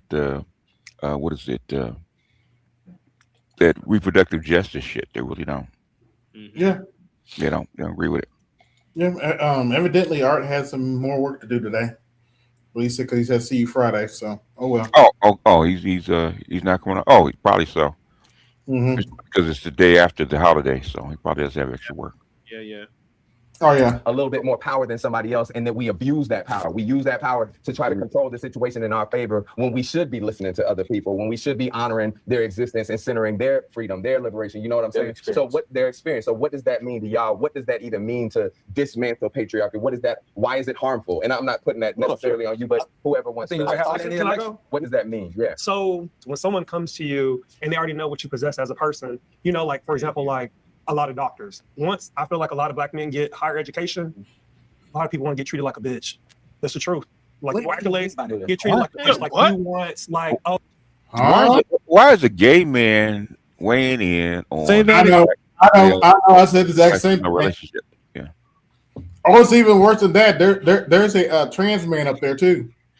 Why is it weighing on male-female relationships though? If that's not what they do. My friend, there is a button that you did for me a little over a year ago that applies here, and I've already played it several times, but you know what's coming. Tell me, what is gay? don't think I've been wearing that button out. I've been wearing this button out. I am too old for this bullshit. And of course, the coup de grace from the master teacher himself. I ain't got no time for this bullshit. Yes, this is why this is the thumbnail. Yeah. And actually, believe it or not, shout out to Charles because he's the one that suggested the Hen-Peck. The Hen-Peck. I was like, you know what? I can make that happen. Let me put some hands. Let me put some hands in there. You know, the Europeans are not handling that shit very well either, because Hillary Clinton tried to bring that stuff up about trans and stuff like that in during Munich conference, right? Oh, they jumped all over her about that crap. That's what that fight was about. Oh, wow. And yeah, well, the part of it, was about that, but she tried to. It's a security conference. You bringing in gender relationships into a security conference, okay? Ooh. And he dumped all. She tried to do that feminist shit by trying to talk over him. They checked her real quick, man. Say, wait, no, let him speak. Let him finish what he's saying. Okay. Oh gosh. Yeah, you're not in charge here. Basically, that's what they're telling you. You're not in charge here. Sit down, little girl. Yeah, basically, shut up, old woman, and let him finish. Okay. Wow, I'm gonna check that out later. Yeah. It's put on Hillary Clinton in Munich summit. It'll come right up. I got a funny story. I got a funny story for you, BGS, involving your white chocolate sister-in-law. She went to work on Sunday, and she had to go in real early, and she texted me and said, "I won't be home until after 8 because somebody called off." And I said, "All right, need me to make dinner for you?" She says, "No, we're good. We're okay." She came in, and there was this look on her face, and I tried not to laugh because I knew what was coming. Okay. We went to bed, and she rolled over. She says, "Honey, I have one thing to say to you about the people I dealt with today." I said, "All right, honey, lay it on me." She looked me in the eye and goes, "I ain't got no time for this bullshit." I was in my pillow for 20 minutes. Like I'm the prize. I'm the prize. You don't even got to be rich or famous. It could be you going like for 12 years in academia. What? Like a bitch. That's how they want to be treated. Some men want to be like a prima donna. Why is being a prize or being sought after? Because for a long time, women didn't survive without a man. The men were the prize. So why is being the prize being a bitch? I can answer that because women still can't survive without men. What it was is before they couldn't survive without their men, but now what they try to do is they try to outsource it. I understand that. What I'm saying is, why in his mind a man being the prize is being feminine. I'm getting to that. Okay. Okay. We'll kind of get to it. Okay. Well, go ahead. You talking about the rainbow guy, right? Yes. All right. Cause all right. Like you would agree. When they say patriarchy, they mean male authority, family structure. Yes. The main priority for any father, especially with their sons, is to keep their sons away and guarded from rainbow activity. Now, these rainbows can't prey on children when fathers are around, and that's why he has a problem with patriarchy. Oh, well, I understand that. I understand that, but that's not what I'm saying. Okay. What I'm saying is, why is men believing that they are a prize associated with being feminine? Because women are always supposed to be the prize, not the men. In other words, that's feminine thinking. That's why I was saying. Okay, it's because in most societies, okay, yes, men were sought after. In fact, women had to prove themselves to the man that they were worthy of being married. Okay, so the thing is, and I understand either way. Okay, women can believe they're the prize, men can believe they're the prize. I'm trying to figure out why he's associating being the prize with being feminine. Because he can't match a masculine standard. Okay. If society implements the masculine standard as the bar, as a rainbow man, he can't rise to that standard. Because men have to About centering like Black women and their experiences, and even the saying treated like. I'm not making that connection. Bitch to me is subservient. Men can be bitches, women can, like. See, there we go. Men can be bitches. There it is, right there. A woman being called a bitch, especially a Black woman being called a bitch. I feel like the Black women that listen to this, they're gonna know what I'm talking about. What do you expect from a conference? In other words, you're talking to Black women, okay? They're talking to women. Yeah, pretty much. What do you expect? BGS, they've been talking to Black women. They started the conference talking about reproductive rights, translation abortion. Yeah. They're gonna know what I'm talking about. As long as we put, because I think it's important. I hear what you're saying. I see what you're saying. Yeah, I get it. What I think that it's important that we talk about all of it. Yes, this is what I feel like. We're speaking in this way. This is how the dismantling happens, because the language and how we say things is very important. And that's what I'm saying. So like I'm not saying like don't say it, because I'm like I say bitch all the time. Like that's not what I'm saying at all. But it's essentially about when we're talking about the. By the way, like, share, subscribe, hit that Crash App, support the show, and hit the super chat. You see the pro-blacks, man, jaws get tight when talking about men can be bitches. Systems of power, and when we talk about dismantling patriarchy, and we talk about masculinity and what that means and what that looks like to us, and I can say even to y'all as someone as cis men, because my perspective of it is going to be completely different from how you all experienced it, having come from a different place. So like he must be the transgender. When growing up with our two brothers. And the way my father taught my two brothers what it would be to be what it meant to be a man, and how to show up, and what masculinity meant. It was always domination, it's power, it's strength, and it was never really soft, like protection, not softness. So I wanted to combat the idea that being a good man, or a man is being like, or men are natural protectors or natural providers. I don't think that's the case. I don't understand how you have a coochie gonna talk to me about being a man. I'm sorry. The thing I don't understand, okay, the same qualities that they want to dismantle, okay, that they're talking about, is the same qualities that these bitches want. Yeah. Yes. Because if you ask women what a man is, a man is supposed to do as a masculine man, they're gonna name the exact same qualities. What the fuck are they talking about? He need to pay all the bills. He need to protect. He needs to protect. He needs to be leader. He needs to stand up. He needs to be leader. All that shit. The same stuff they try to dismantle is the same stuff that the women want. And when they get married, they don't get it. Guess what they do with that man? They get rid of him. What are they talking about? You can't be a natural protector and then when you convince these young men to be that way, guess what they're complaining about? These men are too soft. These men are bitches. These men think that they're the prize. Yada yada yada. Right? Okay. That's why the most of the Gen Z like fuck this shit. That's why deal with it. Yeah, that's what I'm saying. It's damn if you do, damn if you don't. There's no rules anymore. Okay. They want nothing. They want nothing to do with it, and they said, "Fuck this shit. I'm all the way out of here." Yeah. Which is why Europe is pretty much going the other way, man. They said this stuff doesn't work. It doesn't work.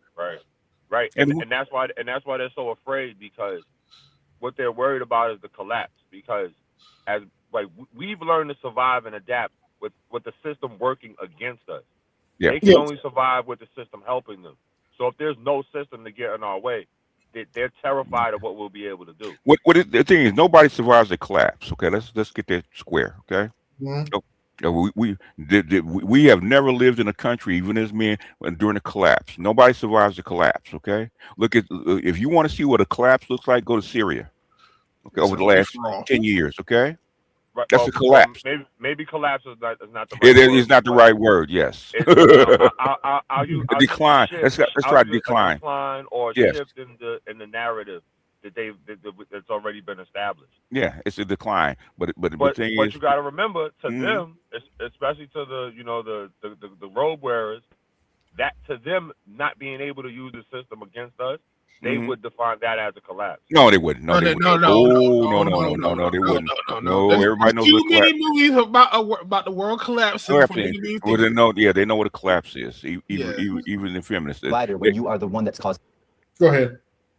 And in other words, the withdrawal of state support. Okay, that's even the women are going through this shit right now where state support is being withdrawn. Okay, they still hold on to the belief that it'll be restored if you get a different president. They still believe that shit. Okay. causing harm. Right. Yeah. So what are you protecting? You're protecting. You say you're protecting women. You said that so eloquently. You say so simple too. He said it the way I was trying to say it. You're protecting your soul. Then you be doing this motherfucking hands like this. Look at it. See, there he goes. And then we talk about masculinity. When we're teaching young men and young boys. I think we onto something here. Oh gosh, consciously. I think we onto something. What masculinity is, it's always an antithesis to femininity. Exactly right. So then it's just like, oh, to be a man and to be strong and to show up means you don't be like a woman. So right, a woman is less than. It's always going to be down. Right. So let's go back to what we were talking about. Okay, listen. Right. What I was trying to say to you is this. Out of everybody in this motherfucking room, I'm 70 years old. My mother committed suicide when I was 4. My father was a dysfunctional alcoholic. I'm just learning. Like you said, I think when you learn, you gotta do better. Yeah. So now I'm trying to do better. So we talking about trusting Black women, because that's why the fuck I'm here. Right. And I don't like doing this kind of shit.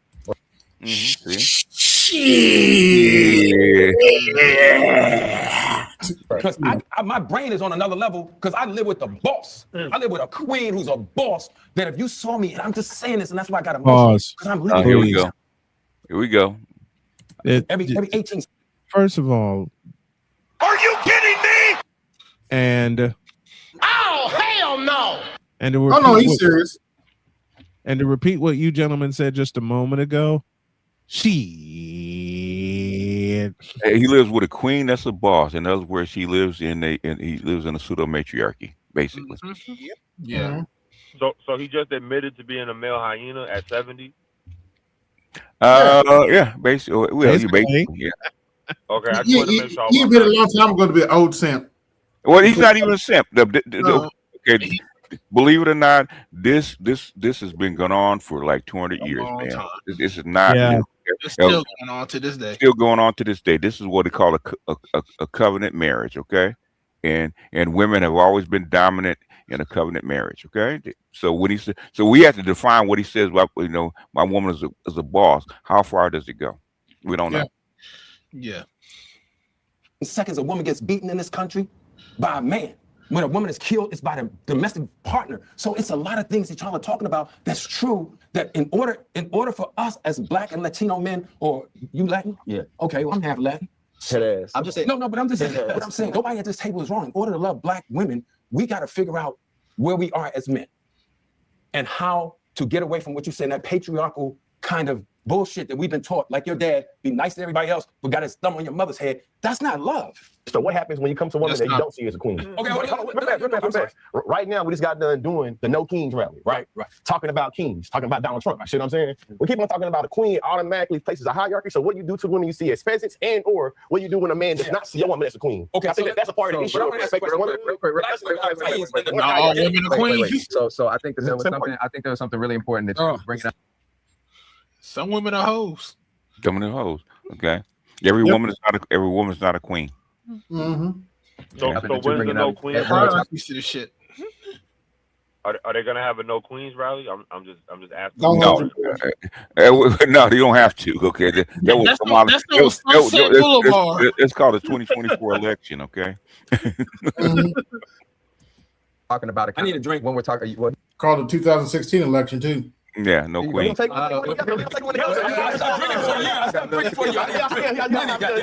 I think there's something. By the way, she don't tell me Hillary Clinton's not that arrogant that she went into a security council to talk about LGBT. Really? Yes. You don't know Hillary Clinton very well. They say she's not that arrogant. Okay.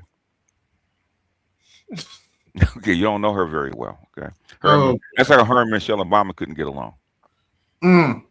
Okay, two sides of the same point. Oh, so she's the white gynocrat. Okay, she is very much the white gynocrat. Yes. Ooh. Oh yeah. That makes sense. I heard Michelle Obama. When she got into it with Hillary, she told her they could go outside and settle this like men. I'm not surprised. I'm sure she would. And who taught us how to have power, how to exercise our power? Let's go. This is what I was saying, guys. Listen, try to hear me. I hate to sound like the grandfather, but I am.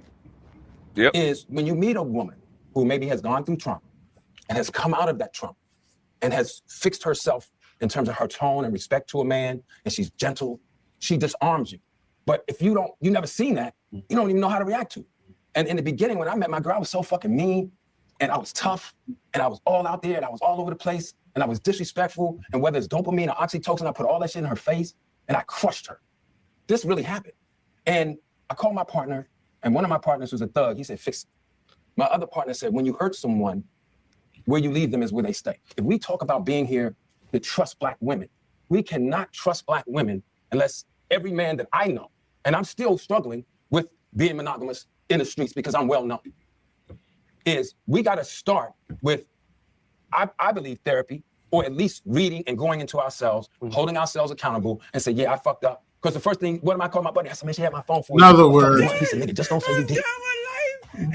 We gotta meet people where they are. Sometimes I think you're saying reading. Reading is not the only important thing because a lot of people can. I'm saying people can read and not really. Everybody's taking every fucking thing I said. Hold on, bro.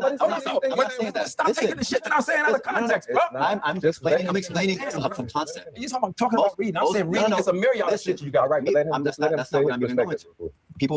People read and don't understand what they're reading. You just said that your woman, your Black queen, she's a queen to you. And essentially, you kind of alluded to the reason that she was a Black queen to you was because she was gentle to you and was able to make you feel like, oh, I can open up and feel safe. That's not what I said. That's not what you said. No, I said what I was trying to say. She's held me accountable. Held you accountable. And forced me, man. You didn't in a soft way that made you able to leave it. Oh God. Yeah, you're right. That's the one that has talk to you like a woman that I am. I go through the woman that I am. I go through this all the time. So, but the thing is, walk the fuck out of here. Go ahead. That's why I know consciously it's not pro-Black, because that would, in a pro-Black circle, that would never stand. Okay. Or he's not pro-Black. All that pro-Black rhetoric he be talking is bullshit. Okay. And he said exactly nothing what the other guy said. That's the irritating part. Like, you just trying to interpolate what I'm trying to say instead of actually addressing what I said. That's the bullshit. Yeah. But I'm saying, in order for us to trust, if this is about fucking trusting Black women, then you gotta be able to let your woman hold you accountable when you do patriarchal shit. We agree, right? And when you come from the streets, that's almost impossible. Because we grew up, like you said, fuck that bitch. It's just so complicated. And in order for you to grow, even at 50, and I agree with you, you have to take yourself accountable. But when y'all bring me in this motherfucker, I'm living this. The main theme is trusting Black women, but how do we get ourselves as men fixed to be able to love them the way they need to be loved? Well, that's the beauty of this conversation, because we won't get to that. That's the beauty of this exercise that has been created here, and that will continue on because it can't be figured out in this round table. But we talking about part two. We are taking the steps. I got you. This is one. We are right now,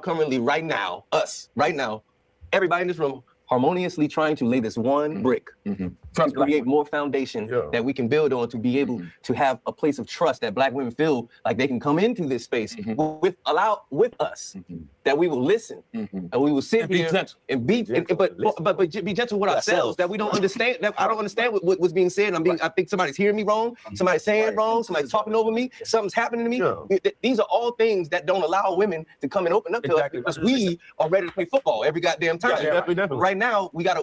So that's why we gotta have our space to ourselves. A man has to have his space to himself. It's patriarchal. Can I ask a question to you? Yeah. People are living in broken marriage is not working in this culture. 3 out of 5 marriages end in divorce. So people are living in fear inside of their own homes. Yes. So the question I'm asking is for guys who straight from the hood. Is it possible for those guys to sit in here with us and hear us? And being from the streets, I spent 2 years of my life locked up fighting 2 life sentences. It took a woman, and going back to what you were saying as well about how we as men got to stop relying on women. Women are natural nurturers and providers. It took a woman to show me love, to say, this ain't how you do this. And my first mindset, being from the street, bitch, who are you talking to? That's what I was thinking. But I had to understand, there's 2 parts to that.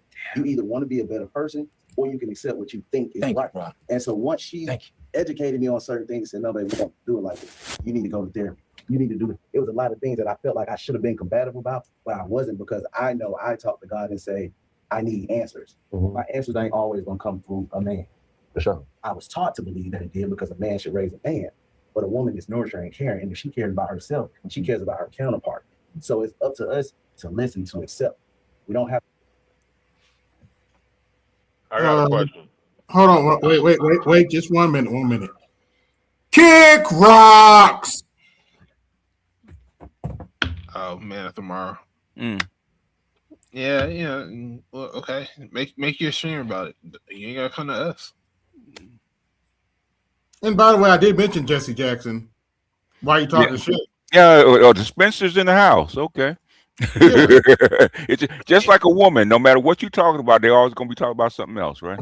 Yeah, pretty much. I'm guessing he must looking for content. So I guess. Well, you gotta you have a whole channel. You can do daily, hourly content if you want. You don't need us. And you got I send my condolences, and actually, I send my condolences to Jesse Jackson on Facebook. Where is the Black Brain Trust video? Where's Made the Alchemist video? Where are all these other people that you connected to? Where's their videos at? Because I ain't seen it. Okay, I haven't seen it. I stepped away for a moment. What I miss? No, not just nothing important. You're connected to like 20 different channels. Okay, all you guys should be doing videos on what you guys want to do it on instead of coming over here bothering us. Okay, but they can't help but come over here and bother us. Yeah, they can't help it because they ain't got nothing. That's why. Exactly. It's like Shador Sanders in the pocket. You don't have anything. It's because they're not relevant. That's the problem. I see what you're saying. You don't interrupt. You don't defend yourself. These are all. I got a question. Is that hard for you as a street guy? Is that it's hard right now? I get it, but I'm just making sure everybody get heard. All right. No, it's not. It is hard. It's hard because as a man, I know what I want to do, but I also know I'm trying to break a system that God has helped me break because I have to unlearn what I thought was right. And doing it. And not only that, even going into becoming monogamous. Naturally, it's not instinctually something I want to do. However, I do understand the game of life to know that this is chess and you can't cheat. As a key, which I am, my key only goes for one lock. I can't unlock every house. So I have to protect my home. As beautiful it is outside, it's the same way inside. So because of that, I can't trick myself out of position thinking that when I'm so focused on this, I'm focused on this. My kids, my woman. I don't have time to kind of step out and be like, I gotta come on. She ain't always gonna be. It's a distraction. And as a man, I'm trying to win this game of chess. I can't do it, but I need to feel that lust. I need to feel that because I know I'm built to overcome these obstacles that are set in my way to make me go off course. I have a question for you. When you say you don't naturally have an inclination towards monogamy, what does that mean to you? When you say I just want to clarify that because you're like wanting to be in a monogamous relationship that is important to you and for your partner. So when you're out in the streets, what is it that you feel that you're fighting in order to remain in a monogamous relationship? So for me personally, I don't put myself in a situation where I don't with it no more. Yeah. I don't go out to the club. Okay. I don't hang around women. It's discipline. I got discipline, and this discipline is what the reward for being disciplined is the outcome of what makes men so great and what makes men be able to understand. So if I know that there's certain things that's going to put me in those positions, I'm putting you in that position hypothetically. But that's what I'm saying. So when you were out in the clubs and you were presented what was it that you're like, yo, fuck my girl, I want to be with this girl right now? Because one, like you said, it's a lack of validation that I thought I needed, because the thing that made me feel like a man was that post nut. That post nut made me feel wanted because it started as a child.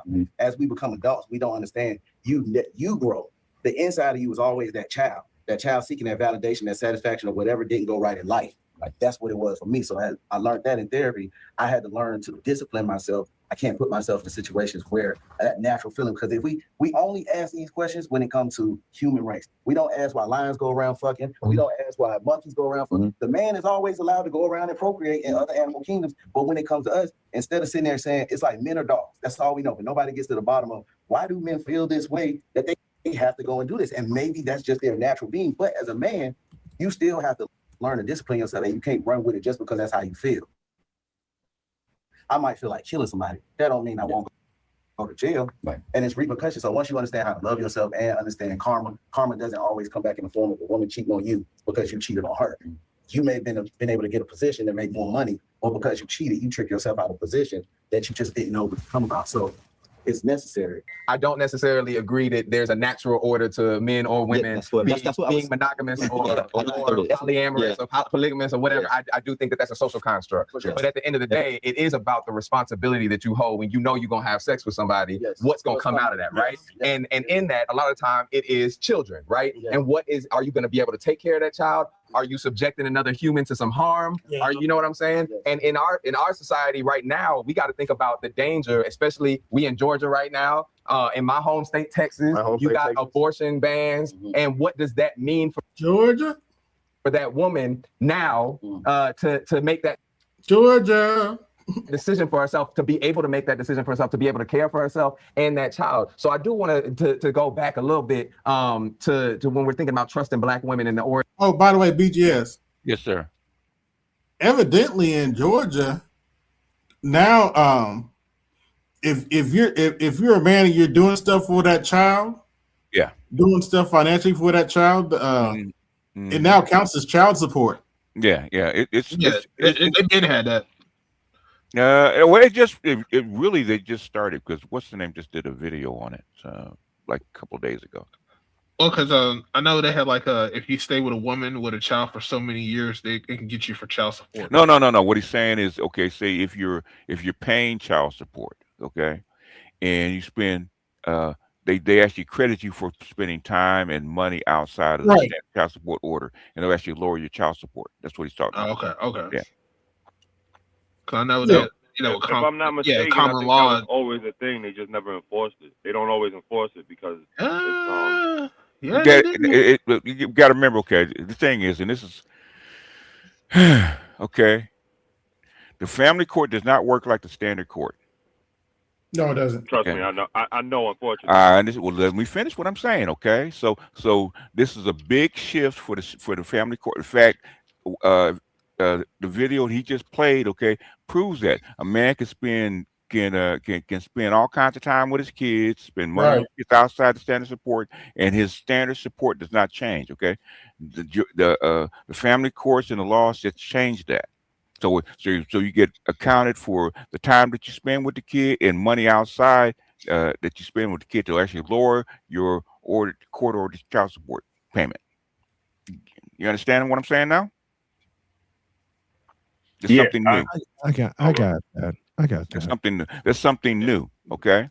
Now, if you know of other instances where that has happened, please show it to us. Please. Well, it actually happened to me in my case. That's what, and this is what I was saying about like basically what happens is a lot of discretion, because when I got my original order, they gave me credit for all of that stuff. The last time I went back, basically I had the magistrate commit fraud and then tried to say that none of that stuff mattered, even though I physically had a court order that said that it did. So the court actually contradicted itself. So I'm in the process of taking those two conflicting orders. I'm in the process of actually taking that to the higher court. Okay. Listen to what I'm talking about. Okay, it's standardized in Georgia now. Okay, that's what I'm saying. No, that's what I was asking, because that's what I was asking if it was standardized in that particular county. No, in the state, not just the county, the state. The state. Okay. The whole state. It's the whole state. Yes. In fact, some of the families are pissed off about it, but we can cover that another time. Yeah. So in other words, I understand what you're saying, but the thing is, we got to be, especially with this kind of stuff, you got to be precise, okay? Because that has not always been the case. Because I've paid child support, and that had not always been the case. Now, could you take what you have and go back to court and fight for it and have the discretion of the judge to actually lower your child support? Sure, but the thing is, this is automatic. It's standardized and it's automatic. Mm-hmm. That has never happened before. Now, if you know of cases where it has, of a state where it has, please show us. Okay. All right, let's continue. Around the abortion bans and painting Black women as more prone to whatever, like justifying abortion bans by our behavior. I hate to say about abortions if a woman believes that that's the right thing because it's her body. Why do you hate to say that? I think I thought we all agree. The other standpoint of people saying like you're killing something, this thing doesn't have a thought process, and we're going straight to the embryo, the baby, and not worrying about the carrier. Right. By thinking like, nah, you can't do that. Yeah. Everybody's not making a choice of abortion based off of the fact I don't want to do this or I was being irresponsible. Of course, I could actually. Black men have never been against abortion. A lot of the conversation around abortion usually comes from this perspective of Christianity and murder and abortion equaling murder. And for me, this coming from, I got a master's degree in adult education and human relations. And I learned a lot about how the abolitionist movement got hijacked by the abortion movement. So a lot of them started taking different symbols and history from the abolition of slavery and literally started. No, what the fuck is he talking about? There was no fucking abortions during the abolitionist movement. What is he talking about? What do we making black folks buy in? BGS, what do you expect from somebody who's still trying to defend the birthday? What is he talking about? Okay, the suffragettes, the suffragettes changed from abolitionists to feminism is because black men were actually getting the vote. Okay, that's what changed. That's what changed them. That's how it didn't get hijacked. The black women actually rejected it is because black men were actually getting the vote before they did. They got pissed. Into these anti-abortion type shits. Michael was talking about how there was this very popularized notion that the most dangerous place for a black baby is in the womb, and a lot of folks pick that shit up. So right now, it's consciously, and I've been around a lot of other conscious folks, a lot of people still believe that, you know, that's why I can't do the that no biggest more. threat to black babies is abortion, and it's like, hey, where that came from. And I think it's important to talk about. I can't do Suckum, I can't do pro-black no more, man, because I can't do that no more. That too much dumb shit, huh? Can't keep up with the lie. No, the thing is, the made up, they're making this shit up on the fly. And that's what I can't do that no more. They're mixing facts, and they're mixing up facts and stuff to actually make up their own narrative. The goalposts keep moving. There ain't no goalposts. That's the problem. Yeah. Hell, hey, so man, there ain't even no yard markers. Okay, that's how bad it is. Oh shit. Oh shit! That's how bad it is. Ain't no yard markers. Okay, yard markers got flushed away in a storm a long time ago. I get jumped on all the time about a pro. You know, I had to learn. Okay, not into logic into a pro-black discussion. Man, you're gonna get jumped on. All feelings, right? all feelings. Okay, all narratives that they believe is true. Okay. Oh wow. But the pro-blacks are just now learning that you cannot trust the Democrats. They're just now learning this. I just did. I'll send it to you, AB. I just did a show with my mentor today, and we actually talked about it's time for blacks to stop praying and well, not stop. Don't depend on praying and voting. Okay, you're gonna have to start holding your politicians accountable. Okay, on a daily basis. Go ahead, BJS. You know things are bad for the Democrats. When I turn on Joy Reid today, yes, that Joy Reid. Yeah. And she partially sounds like me. Is because they threw her under the bus, so she's still feeling kind of salty about it. Yeah. They threw her under the bus and then ran her ass over. Man, she literally sound like me. What do y'all stand for? It's because it's bifurcated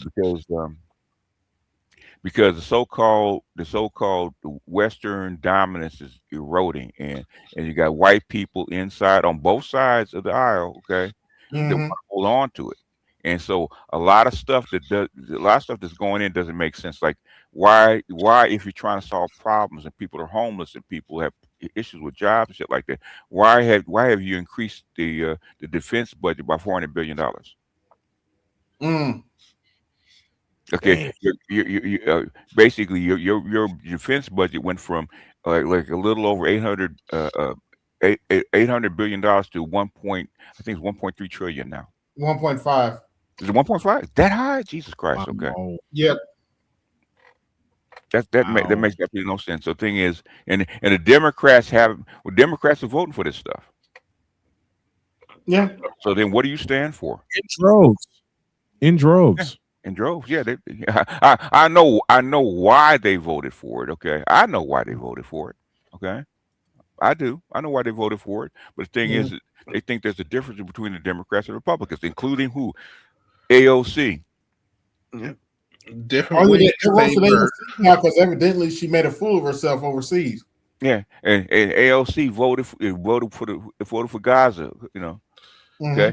And that, so people like Joy Reid and people like that actually went against it. Okay, she got thrown under the bus. Okay, it's like she feeling salty about the Democrats. Yeah, she said nobody from the Biden administration would come on her show because you know she she's against what's happening in Israel. So. Exactly. So she got thrown under the bus. Reading history, it's like, hey, when you do the genealogy and you start connecting the dots, it was a white person that wants your black ass to still be on the plantation, and or feel like you should never be reminded of that. They the one that gave you this. So a lot of times we think about abortion, especially down south, where it makes a Dixon line. We all thinking about it in terms of, but it's murder. It's like, motherfucker. To me, it's like the down south. There is a disconnect between policy and how we have infrastructure in terms of, okay, the baby out now. I was born on food stamps. By the way, I don't know. Shut the fuck up. Yeah, just a side note, BGS. I don't know why MO Taking is over here bothering me. There are literally people online talking shit about Jesse Jackson. I refuse to do it. Jesse Jackson is a problematic figure even amongst the pro-blacks and and even the civil rights people. There's a big problem with Jesse Jackson. Okay, there always has been. Yeah, it always has been. Okay, and that's how come you know who is really pro-black, who's really on the inside, and who's not. Okay, I dealt with this shit living in Chicago for many years. Yeah, Jesse Jackson. A lot of people, I'm not saying believe that Jesse Jackson set up Martin Luther King to be shot. Yeah, and there's a lot of people that believe that. Okay, and Jesse Jackson has always been a fringe figure in civil rights. Mm-hmm. Tell exactly where he was, like when he ran for president. Okay, he's always been far too liberal for some people. Okay, let's put it that way. LGBTQ, all that kind of. He was with the feminist LGBTQ way before most other so-called pro-blacks were. Rainbow Coalition. Rainbow Coalition. That's what you think it was. Yeah, the integration. Yeah. So he is. And then the thing with his baby mamas and stuff like that, right? His outsider medical all that kind of stuff. Jesse Jackson is a problematic figure, even though he's the last of the civil rights brigade. And there's some things that he did well, and some things, he's like Al Sharpton. There's things that he has people have problems with. So, I was talking with Louis and Charles behind the scenes. My conspiracy theory is we don't know if they made him set up Dr. King. The thing is, it's all rumor. It's all exactly. It's all rumor. So we don't know. We don't know. What I'm saying is, this is why Jesse Jackson is a problematic figure inside what we call pro-black or even civil rights circles. Okay, and so to coming over here is we should honor him like Dr. King. No, he's not a Dr. King. Let's just be 100% honest. So, which is why he hasn't, I didn't see a post by him about Jesse Jackson's death on his channel. No, not even a post. What are you talking about coming over here? Stamps and HUD. If I didn't have food stamps and HUD, constantly would not be here. So in Georgia or Texas, you want to take that away. You're forcing people to have children, and you're not giving them any type of resource or opportunity afterwards. Right. I would say that it's not reproductive justice or freedom, but I also would say that's a part of it. And I think that is the part of things that we forget about when it comes to abortion. It's like, okay, you want to force people to have children. Well, black women died alarming rates when they have children. Go ahead. They're not forcing you to have children. That's how come they have 31 forms of birth control. Yep. Including condoms. Okay. Yeah, options. Okay. They're not forcing, because white women, even though white women are a bigger population, they have less abortions. Why is that? Because they use birth control. Yep. Guess who doesn't use birth control? Black people. Black women. You gonna force them to have kids? What unique policy or method do you have to account for this unique thing for women being forced to have children and they die in their agglomeration? You don't have that? Well, I don't think you're really pro-life then. I think you're like pro. It's not necessarily. You don't give a damn. Go ahead. That's not gonna be. He can't go into mixed circles. Okay. Right. Because he would get shot down and protest. That's how come it has to be a very curated circle he's in. This guy here, my friend Wiesel Hefe. Yeah. This guy, my friend Wiesel Hefe said it best. You know what he needs? He needs all his friends to line up one by one and just give him a good right cross in the face. Yeah. I think that's what we got to grapple with. Just for the stupidity. Just everybody, hey guys, come over here a minute. You see this guy right here? Yeah. Everybody line up and ball up your fist. What are we doing this for? Because this guy has a punchable face. He's met the requirement. So one by one, everybody walked down the line, just pow. Yeah. What do you expect from a guy that literally talked about beating up Dr. Tommy Curry because he lost his weight? Yeah, good luck for him, Exactly. Good luck And to good luck for him. I mean, well, he's obviously being paid by somebody, okay? Because he's not doing this shit for free. Yeah. Like, hey, do not start thumping that goddamn Bible now. No. It's pro-life when it's about birth, but it's not pro-life when it's about the care after. The care after, or let's just take pregnancy after. It's not pro-life when it's about people living in conditions that allow them to thrive. It's not pro-life when somebody gets shot by police. It's not pro-life. It's all of a sudden, like so when we say pro-life or school shootings, Palestine, like, what do we say? Like pro-life is not about life. Like, what are we talking about? Like we understand white people are becoming the minority, making these laws. It helps encourage white women to keep having babies so white people can still be white, so white people still be in power. All while black women are criminalized. It's crazy to me. It's like we have so many policies that's passed throughout this country that is like literally criminalize abortion, which we know, we can say at the table, all races have abortions, right? We all agree, right? We can also acknowledge that black women are disproportionately criminalized for going after said reproductive, you know what I'm saying, freedom and justice. So it's like there's just say you want black women to have abortions to get it over with. I mean, too much logic, but anyway. I mean, you're talking to black men. Black men really don't give a shit one way or the other about whether, for the most part, whether a woman gets an abortion or not. They don't. Black men don't really give a shit. Okay. In fact, some black men are actually relieved. Yep. Okay. So come go ahead. Black women. I could tell you stories even with preachers about abortion stories, even with preachers in their family. Oh yeah. Yeah, that's how deep it goes. It's deep in the black community. They don't really preach anti-abortion in the church. Okay, so I don't know where this is coming from. Coming at black men about so-called reproductive justice. We're not marching for that shit. Go talk to your white boys about that. Okay, we didn't pass that stuff. Why you bothering us? Why you bothering us about abortion? Okay, abortion is to make or force white women to have more babies. That's what it's there for. Had nothing to do with us. By the way, they put abortion back on the books in some red states. So because on us. It's because it's a state issue. Okay. It's just a state issue, and women can vote abortion back in. Why am I at the table? I wore a shirt. I wore this shirt. I'm in Houston. I wore a shirt. It said "Trust Black Women." A nigga tried to play me and it pissed me off. It's on my mind right now. So I wanted this. He said, "What about the women that lie? What about the black women that lie?" So I had this proposal to him, like, hey, fam, if I told you trust all black people, and your response is, what about the niggas that lie? Would you see the obvious issue in that? Right. What you say? Kinda. So I was at being before the devil. But the fact he said kinda let me know, like, yeah, bro, so you're trying to use the worst example of a woman to say this is why we shouldn't trust women. It's the same exact thing that white folks do. Let me find the worst example of a nigga and say this is why we shouldn't trust niggas. It's like, if you do that with trust women, you're acting like a white supremacist. So I want to just put that in there. I'm talking and say that. Luke, can I ask you a question real quick? So, and I don't mean to put you on the spot. So a lot of what we've been talking about has been like pro-abortion, and sometimes like people who you did acknowledge that you were adopted. Sometimes at least you said the word. That's like a very touchy subject with people who are, and like there's somebody. I mean, literally, you have a craft to touch so many people. So I mean, it's something that you know what I'm trying to say. If your mother had chose that, so like, how, does that put you in like a weird position of how you view abortion? Absolutely. Yes, but also. I'm still whatever she needs. I'm still that type of person. I mean, obviously, I don't want to be aborted, right? But also, I'm not the one having the baby. I'm not the one having this life or death experience. Mm-hmm. You know what I mean? Yeah. It just is. I watched my girl have my child. It was beautiful, but it was the most scariest shit I've ever experienced in my life to this date. I can't fathom what she was thinking about in this moment as I'm sitting here trying to be supportive, trying to just be present, trying to in my mind decide am I gonna watch her or am I not gonna watch her? Am I gonna, all the things, because it's once in a lifetime. It's my first child. Do I want to see her or do I want to turn my head? It's like all these, and that's bullshit.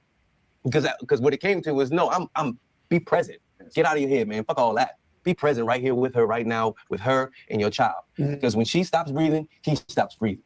You understand? So right now, all this is none of what you think about means nothing. Right now is everything about her. Okay. Right. So I also want to bring in that abortion is about I got 29 watching. I got 21 likes. Like, share, subscribe, hit the Cash App, support the show. BGS tax in effect. Being able to control your body. Like you were saying that earlier, the government shouldn't have any choice in that. It's when we're talking about someone birthing a child or not, right? And having that choice to do so. I want to take it back to when we were talking about the accountability around that, the ability to raise that child, the ability to protect your partner, the ability to protect that child doesn't just fall with the partner, and it doesn't just fall with the mama. It's the community and the environment around them to be able to parent somebody. It's the community and healthy resources around them, right? And how are we going to foster that? So when you're forced to have a kid, when you're forced to make a decision that you don't want to necessarily, right? You're not able to build the house of that community in the way that it should be. You're setting that it's abusive, right? You're saying that you have to come to whatever, like you said, they're trying to cancel federal benefits, they're trying to cancel any type of resource to help yourself. You're putting them in a position where they have to have an environment that's not going to be the healthiest, that's not going to build the most power. And so many people are going to have to take up that responsibility and that harm in that society, in that village, in that community. So while it is very much about like you and your partner's decision and who you have sex with, that is a question around discipline and responsibility. I think we disconnected a lot of the time from all of the other people who are going to be affected and can actually foster that strong environment for that kid, or the decision to not have that kid, right? When you talk about bodily autonomy, it's, I think when we think about abortion, we're only thinking about, getting rid of a kid. Right. Like, a lot of times abortion is necessary to keep the mom from dying, right? And it's because the child is not even viable. And that's what the government is trying to control when they say things like a total abortion ban, where in cases of rape, incest, or in cases of extreme, like some health issue, where there's going to be an issue where the survival is at risk, then nothing should be allowed. So in that case, then you lose a child and then you lose the mom as well. I've always hated any part of this aspect of this world, of this life, where we got to entertain somebody else's point of view of what I'm gonna do with my body, or what a woman's gonna do with her body to keep herself alive. God brought us here, so naturally I got the right to fight. So whatever I gotta do, I'm gonna do. But now somebody telling me to live here, you gotta let me tell you whether you can fight or not fight. Ultimately, this entire situation doesn't care if you live or die. Right. You know what I mean? Not you. You feel me? Like it will. Let's say we all go along with this shit of like no abortion. All right, you got it. No abortion type shit or whatever. But somebody's gonna get abortion if they got enough money, if they got the right skin tone, if they got the right people that love them, right? But black people, it's just like I hate that we gotta constantly go through this, entertain this bullshit, because at the end of the day, fuck them. Yeah. You know,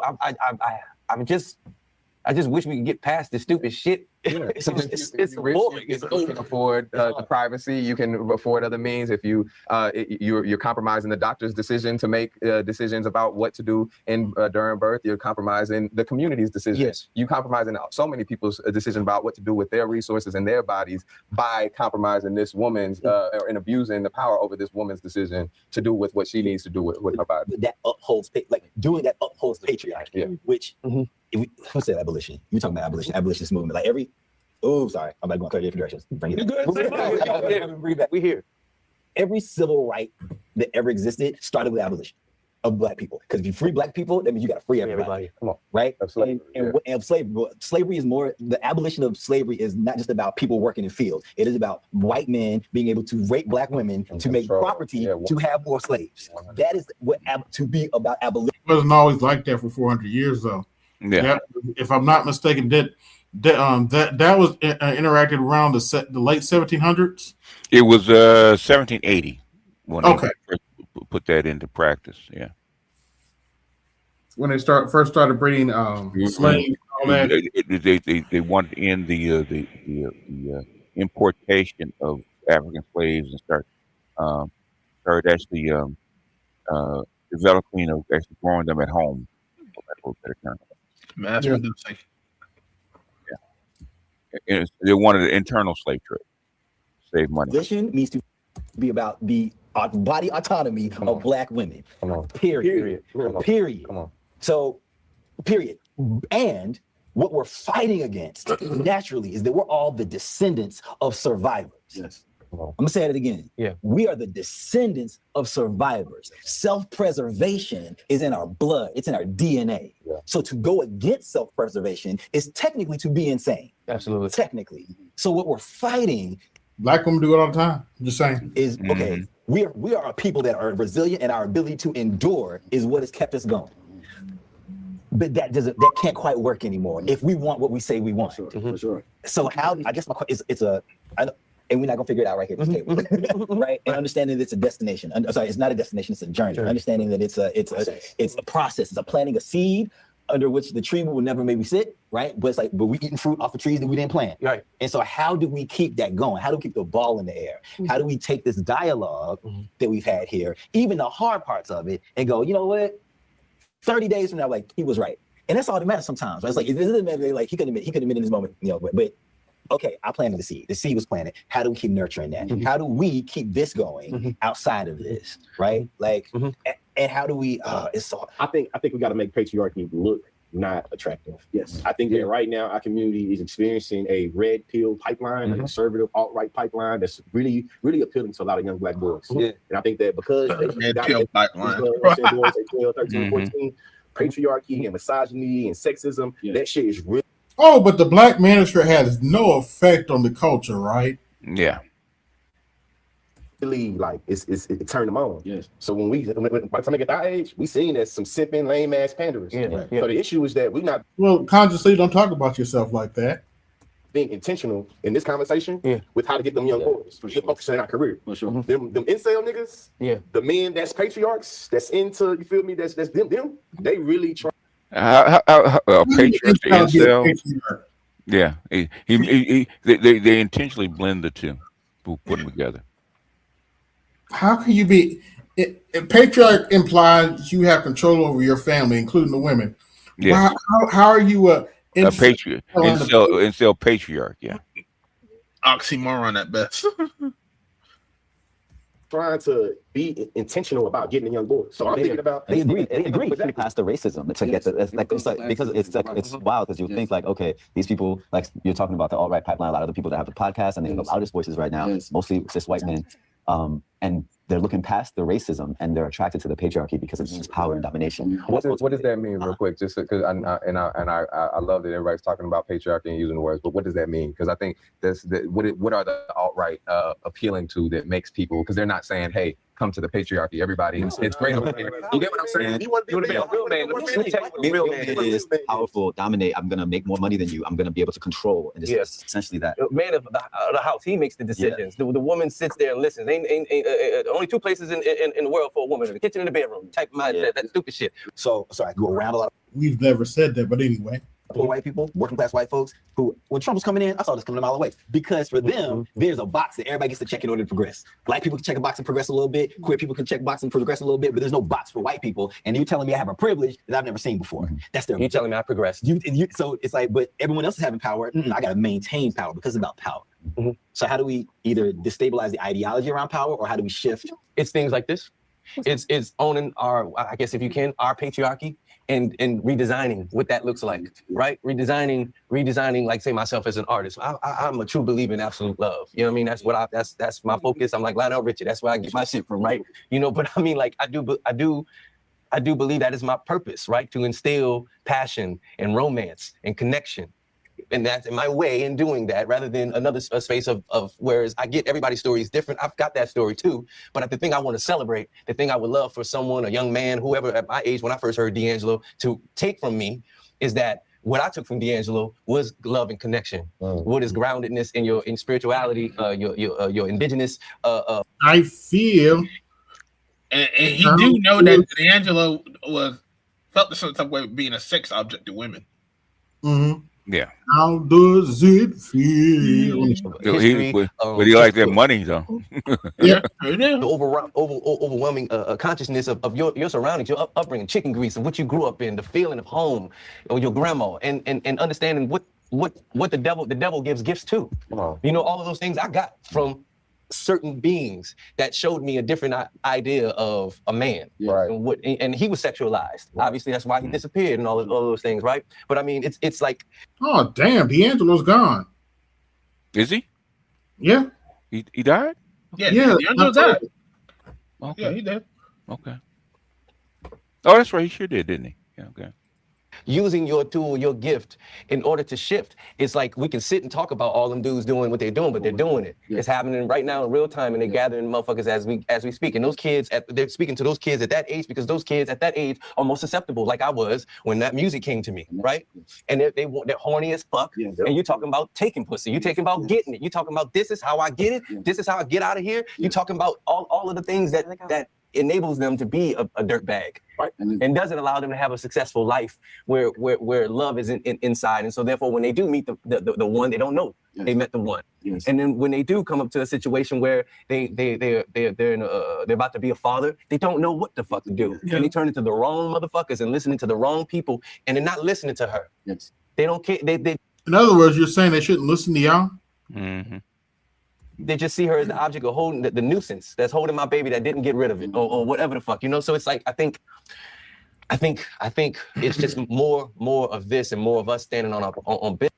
Translation, I feel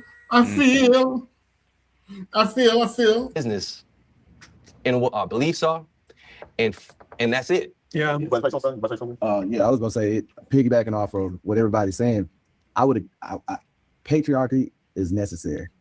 And the only reason why I said it's necessary is it helps keep their agenda going.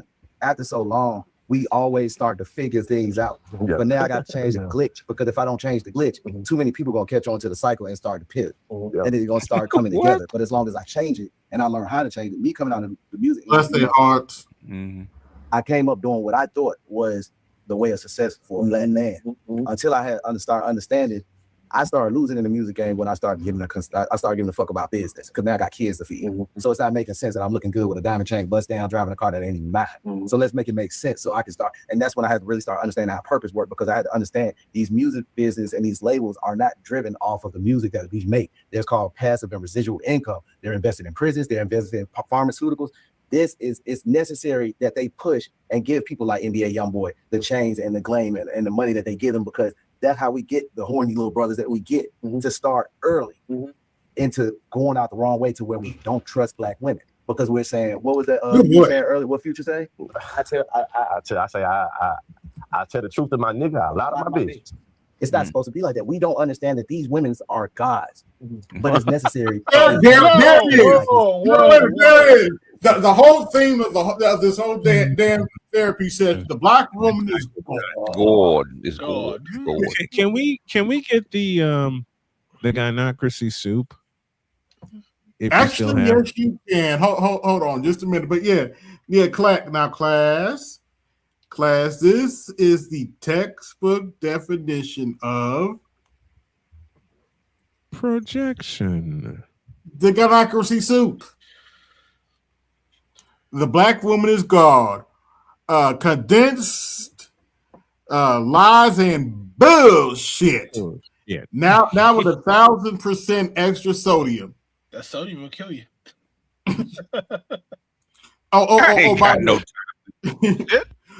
By the way, if you notice, there are 2 cans of that on the table. I ain't got no time for this bullshit. Are you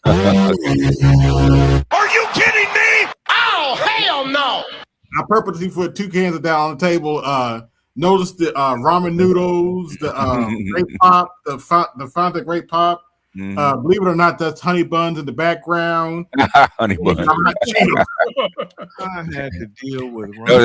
That's prison food, man. I only had to deal, thank God, with ramen noodles for only half of the 1990-91 school year, because I was away at college at the time, and I was down to that pack of ramen noodles, and then my mother called me and said, "You got something coming, so hang tight." Then the best part is, my dad called me and said, "Did you get the package from your mother?" "Yes, I did." And I think he just must have looked around to see if she was around, because he said, "I'm sending you something else. Don't tell your mother." Like, I'm not saying a word. Only time I fashioned ramen noodles because I was forced to. And that's why I feel like they're doing it in a smooth way of doing it, how they push in the patriarchy, because it's necessary to keep their agenda going, because it's too late by the time we end up like Clinton, just figuring out. And by that time, you'd be like, damn, I don't already live half my life. Why am I just now figuring this out? But it was necessary to happen to keep the family this Bob, where the fuck you over? Not let us grow. I want to play you out. I mean, this is incredible, and I wish I could have these conversations with y'all every day. But I do think that a large thing with that we can close out and thinking about, because patriarchy, I think the biggest problem is that it centers men as the most powerful thing in existence that should be centered, and it teaches us, I think, the wrong definition of power. Yes. And it makes us center decisions that don't factor in the health of women, don't factor in the health of children, don't factor in the health of the community. And it makes us while we're looking at these men that are abusing their power and thinking that that's what power is, we don't realize they're making the whole community less healthy, that they're endangering other people and they're making themselves less powerful. And so I think one thing that we really want to emphasize here is that trust Black women is really about trusting the most powerful being. You get what I'm saying? Trusting the center of life, the center of power building, the center of care, the center of health, right? We want to make sure that women are able to make Black women especially are able to make their own decisions about their bodies. And that is what makes our community the healthiest it could be and the most powerful it could be. That's what makes men the most powerful that they can be, right? And when we disconnect our decisions from that, we disconnect ourselves from our power, right? So I think, I've learned from everything that y'all was saying today. Y'all baby got me hyped up, got my pimples on my shit. I was sweating under my pits a little bit for a second. You know what I mean? Gosh, just get a damn tampon. Good Lord. This is a white woman's mess right here. Black femmes love this shit. They really do. So much, and that's I think who paid for this it. is the most important thing that we can do is have these conversations. Oh yeah, I saw them on TikTok. Shout out to the Black men. Yeah. Dead panel. I was like, oh shit. Yeah. I'm surprised you didn't hear Ski Wee in the background. No, well, on a consistent basis where we're holding each other accountable and saying shit like, well, you saying don't be a bitch. What do that mean, right? You know what I'm saying? You saying, what do you mean by that? Yeah, what do you mean by that? When you're talking about your power, when you're talking about the decisions you're making, are you factoring in all of these people? Are you factoring in how it's making us healthier or more powerful in that regard? And listening to folks from all different types of backgrounds and experiences, ages, you know what I'm saying? I think is the most important thing to center. Oh, thank goodness. Thank goodness. I made it all the way through. Yo, you did all the way through? Okay. Yeah. It's a lot. That power strategy, that power building for our communities and make us the healthiest and most powerful that we can be, so we can go and do the shit. I don't know what they think they're doing. They think they're countering the Black manosphere. They don't understand how it is actually put together or why it's put together. Okay. Yeah. That's why I was correcting Dr. Els and Jeff about manosphere stuff. Okay. There's very practical reasons why we put certain information out, and you can't listen to women and how women see it. Okay. Otherwise, you're not going to understand it. If you really want to know about certain aspects of the Black manosphere, like even body count, okay? Why are you talking to women about this? Come talk to us. We'll tell you why. Yeah, you're kind of underwater, BJS. Am I?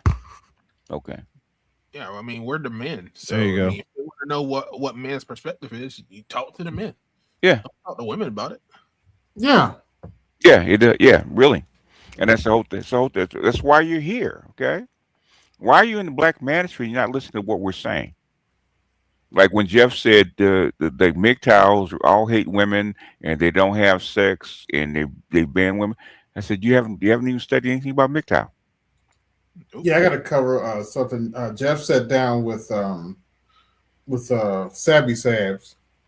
Yeah, and there's some good stuff. I looked at some of the clips. There's some good stuff in there. Yeah, and I think Dr. Els had sat down with Maggie, the substitute teacher. So they're getting good people. Mm-hmm. They're getting good people. They're getting good exposure. So yeah, and Sabby Sabs is big on the left. So yeah, well, she's a Bernie Sanders, so. Yep. Yeah. So was Breonna Joy Gray. Yes. So they're her, Jamal Thomas are all in the same kind of milieu. Yeah, because she's been on his show too. Yeah. Yeah, they're all in this. They all centered around Bernie Sanders and and the what they call the new progressive movement, and then when the Ukraine came out, they all kind of blew up. Yeah, they're like, no, this is bullshit. We don't need to be doing this. And well, you know what the thing and the crackdown with certain voices during the Ukraine thing. Nobody talk about Biden cracking down on people and shutting people's Oh yeah, channels cracking and shit down down. on Yeah, the realist. I can say one thing about Trump: he's never done that. One thing to say about Trump, whether you love him, hate him, blah blah blah. Trump has been because he believes in his free speech, Yes. and Trump has never cracked down on free speech, to my knowledge. Okay, because he believes in his. In fact, he's opened up free speech. Yeah. Yeah, that's true. So like I said, like the Joker give us and the Joker take us away. Yeah, he's definitely doing that right Yeah, now. and I was telling my mentor today about the Minnesota thing, the ICE thing, right? I said the white folks up there getting shot and getting beat and jumping up in front of ICE people, and as soon as they go down to use their political power, go down to Congress, get on their congressmen and their senators, guess what happened 3 days later? They pulled all that stuff. Yep. All that That's what you said too, BJ. Why aren't they going to that congressman? And when they did it, guess what happened? 3 days later, even though Holmgren was pissed, okay, they pulled all that surge. Okay, they pulled it all, and all they had to do was go to their Congress. Because the thing is, I don't understand why white women are out in the streets protesting and throwing stuff, man. When you got political power. Why are you doing all that? I mean, well, they want to be seen. Okay, they want to. They're in their fifis. They're in their fifis. They want to be seen. They want to say that I'm actually doing something. I got hands on stuff. Okay, but it's saying as soon as they did it the right way, guess what happened? And a lot of things that happen in the United States because they're not doing it the right way. Like homelessness, all that kind of stuff. You guys sit down and complaining and whining. If I was homeless or I couldn't buy a house, man, I'd be sitting in my city council meeting every time it was held. What are you gonna do about young men not being able to buy houses? Okay, what are you gonna do about bringing in manufactured homes and stuff like that for young men? What are you gonna do about the interest rates? What are you gonna do about all these laws? I'm glad you said that, BGS. To all my millennials and GZs that might be listening, basically what BGS is telling you is you need to be in your city council. Why is it our generation can't buy a house? Yeah, I mean you can, but the thing is, the kind of houses that that they do have that you could be comfortable in, where you don't have to pay rent. Okay, they don't allow it in because it's gonna fuck up the bank. Yeah, fuck up the banks. See if I can find it, because I just did this on Gemini today. Let's see, image file. See if I can find it. This is what it should look like. Okay, for young men, I think especially young independent men. If you've been playing with Gemini too, huh? Yeah, I think if young independent men had their way, this is what they would have. Okay. Let's see. Oh, you haven't barely yet. There it goes. Okay. E-bike, backpack, Tesla home. Okay. Not that hard. So that particular home probably costs about $15,000, right? Okay. Get your e-bike, transportation, get you a backpack, and a Tesla home. I think most guys will be comfortable with that. Oh, hell yeah. Most single men, okay? Instead of being in their parents' basement or having a room in their parents' house, okay? Get your own thing. And see, there's another one I want to show you real quick. This would be the perfect. I know this is probably why they don't do it, because you're gonna eliminate families, okay? Oh yeah, they're gonna leave black and white women buy all the expensive shit that they sell on the market now. Yeah. No, but if they go ahead, show that one real quick, okay? Let's see. This could be Gen Z. Yeah. Oh yeah, more than enough room. Got that big screen TV. Then got the bed. Gaming console. Got your little refrigerator. Probably got your little kitchen on the other side. Okay. They damn sure don't cook now these days. I mean, if you get them an air fryer and a Instapot, they'll cook. Okay, they go to the store, cook, throw it in. 10 minutes later, I got a meal. Okay, they'll do it. And I got my crock pot. I'm gonna get an air fryer too. Yeah, air fryer save a lot of money, man. Yeah, buy chicken thighs. Season them. Put them in bags, put them in the freezer. Then when I'm ready to eat them, I take them out. Throw them in the air fryer for 25 minutes. Boom. Okay. If you get frozen fries on or potatoes on the other side, boom, got a meal. But that if you showed that to most single men and said for 20 grand you could have that life, okay, I think they would take it. They would and willing to finance it. Okay, for less than a car. You could have your own house, your e-bike, and an independent life. I think most young men would take that. I most certainly would if I had that opportunity back in the day. Good Lord. What do you think, Art? Yeah, I will say that's true because I mean it's affordable. Yeah. They don't need much. I mean, most of these guys who like Netflix and chill. Guess what? You can chill on the bed with your chick. With your chick, yeah. You have a little room. Go ahead. Here's the thing, BGS. Yeah. You're probably going to have to go to this because there's too many knuckleheads and there are too many knuckleheads charging too much overpricing shit now. Well, okay, if you standardize it, okay, just say like if you can buy a Tesla home and an e-bike, it's the same way you buy a car. Okay, how they gonna overcharge you for it? That's what I'm saying. There's too many knuckleheads in the market now overcharging for shit. Yeah, they are. Yeah, because it's about making a profit, okay, and the most profit that you can. Same thing with the banks. Yeah, but same thing. What's the alternative? Paying like $300,000 to $400,000 for a damn small house? Yeah, for a small house, okay. And if for a single man without kids or a wife or something like that, he don't need all that, okay. No. Okay, he would say, okay, all I need is a place to crash and put my stuff, okay. And if I get a point where I don't have a car payment or mortgage, all I got is my electric bill, my internet bill, and that's it. Okay, for the most part, and whatever food I eat. Okay, and I can keep my monthly expenses under $1,000,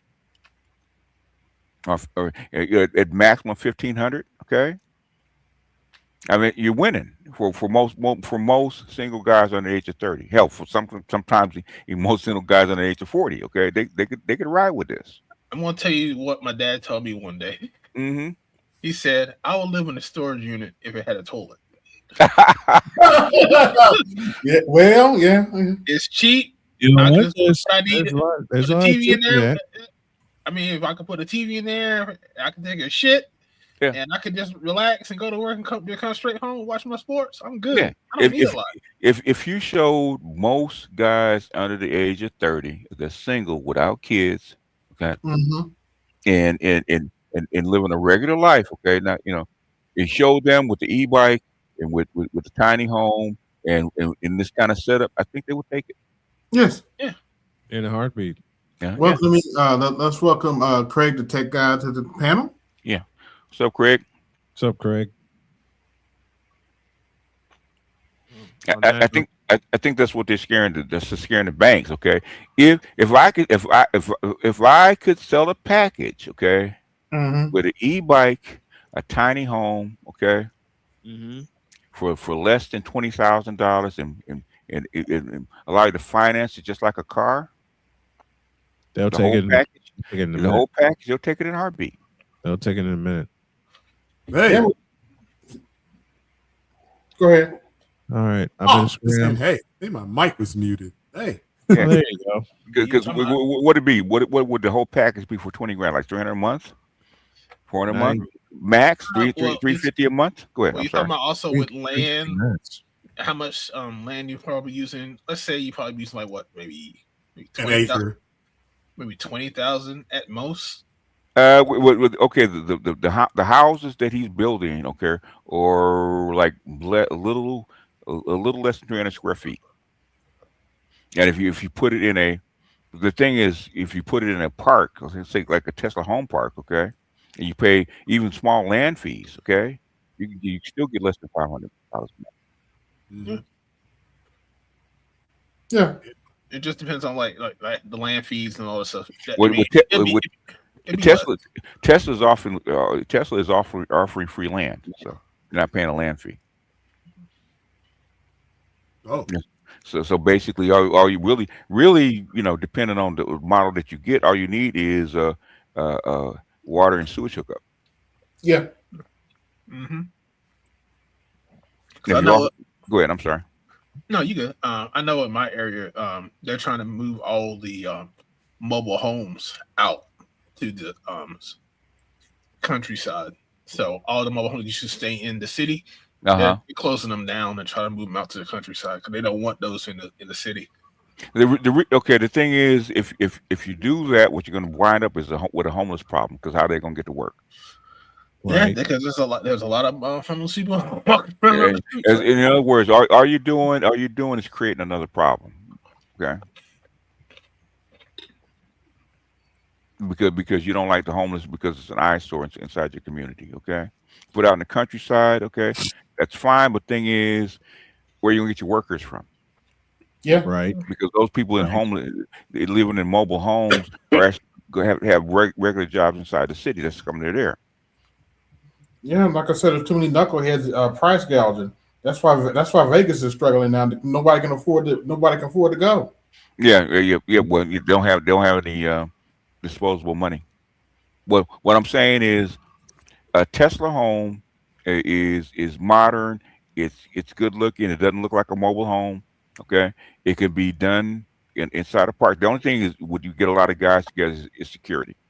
Okay, that's the only thing. You get a lot of guys beefing that could potentially beef is security. Okay, well, outside of that, I think the vast majority of guys that are living with their parents or paying high rent or have roommates, stuff like that, man, they take this in a heartbeat. Yes. No roommates, no parents. Okay, it's affordable. I think they would take this in a heartbeat. But I think this is a dangerous idea. Yeah, I think a lot of single women would take this in a heartbeat too.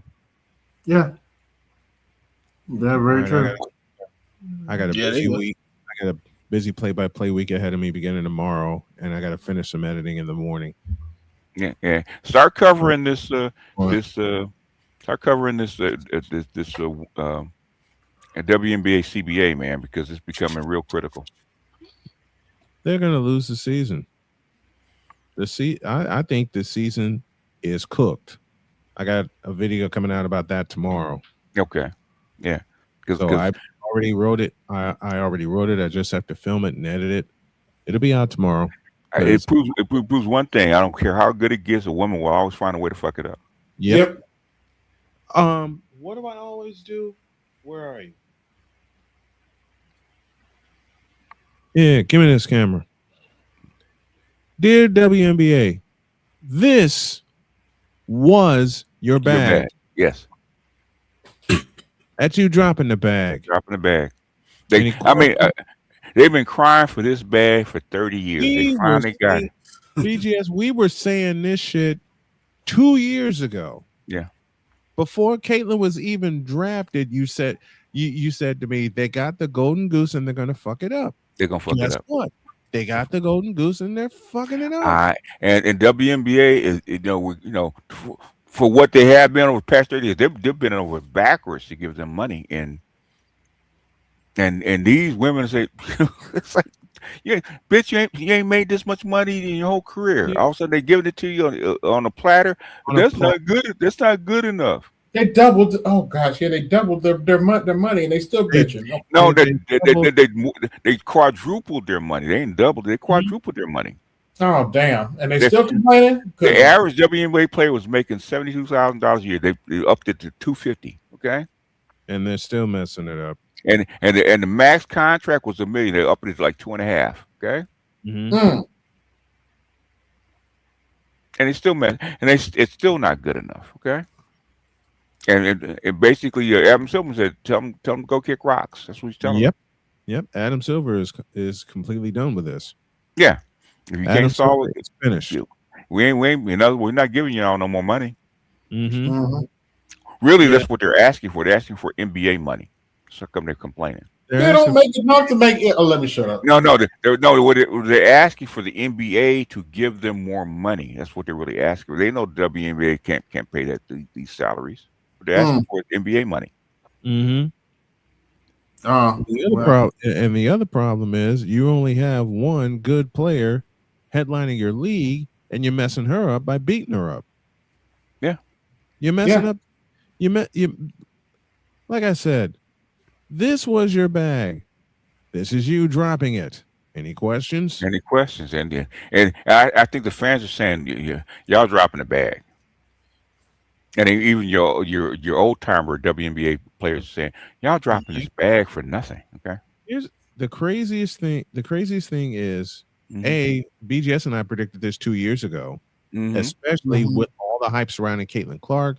We're playing for national championships, and then the incident with Angel Reese happened, and Caitlin Clark did the right thing. She downplayed it, but it pissed her off, and it made Caitlin drop 40 on Angel Reese in the regional championship the next year in Albany. So that is a torch that Angel Reese is going to have to carry for a lifetime, even though she does have a national championship. The other problem is most of them don't know how to play basketball correctly. They don't. Yeah. And they're getting beat by high schoolers. I'm like, really? And we're the only ones that'll say it aloud. We're the only ones that'll say it aloud. I had someone come up to me and, what do you know about women's basketball? I've watched it for 40 years and covered it for 30. How about that? How about when women's college basketball went from playing 2 halves to 4 quarters? Yeah, I remember that. Yeah. Yep. They did that. They do great in college, and now these NIL deals are popping up all over the place. Thank you, Caitlin Clark, for blowing that sideways.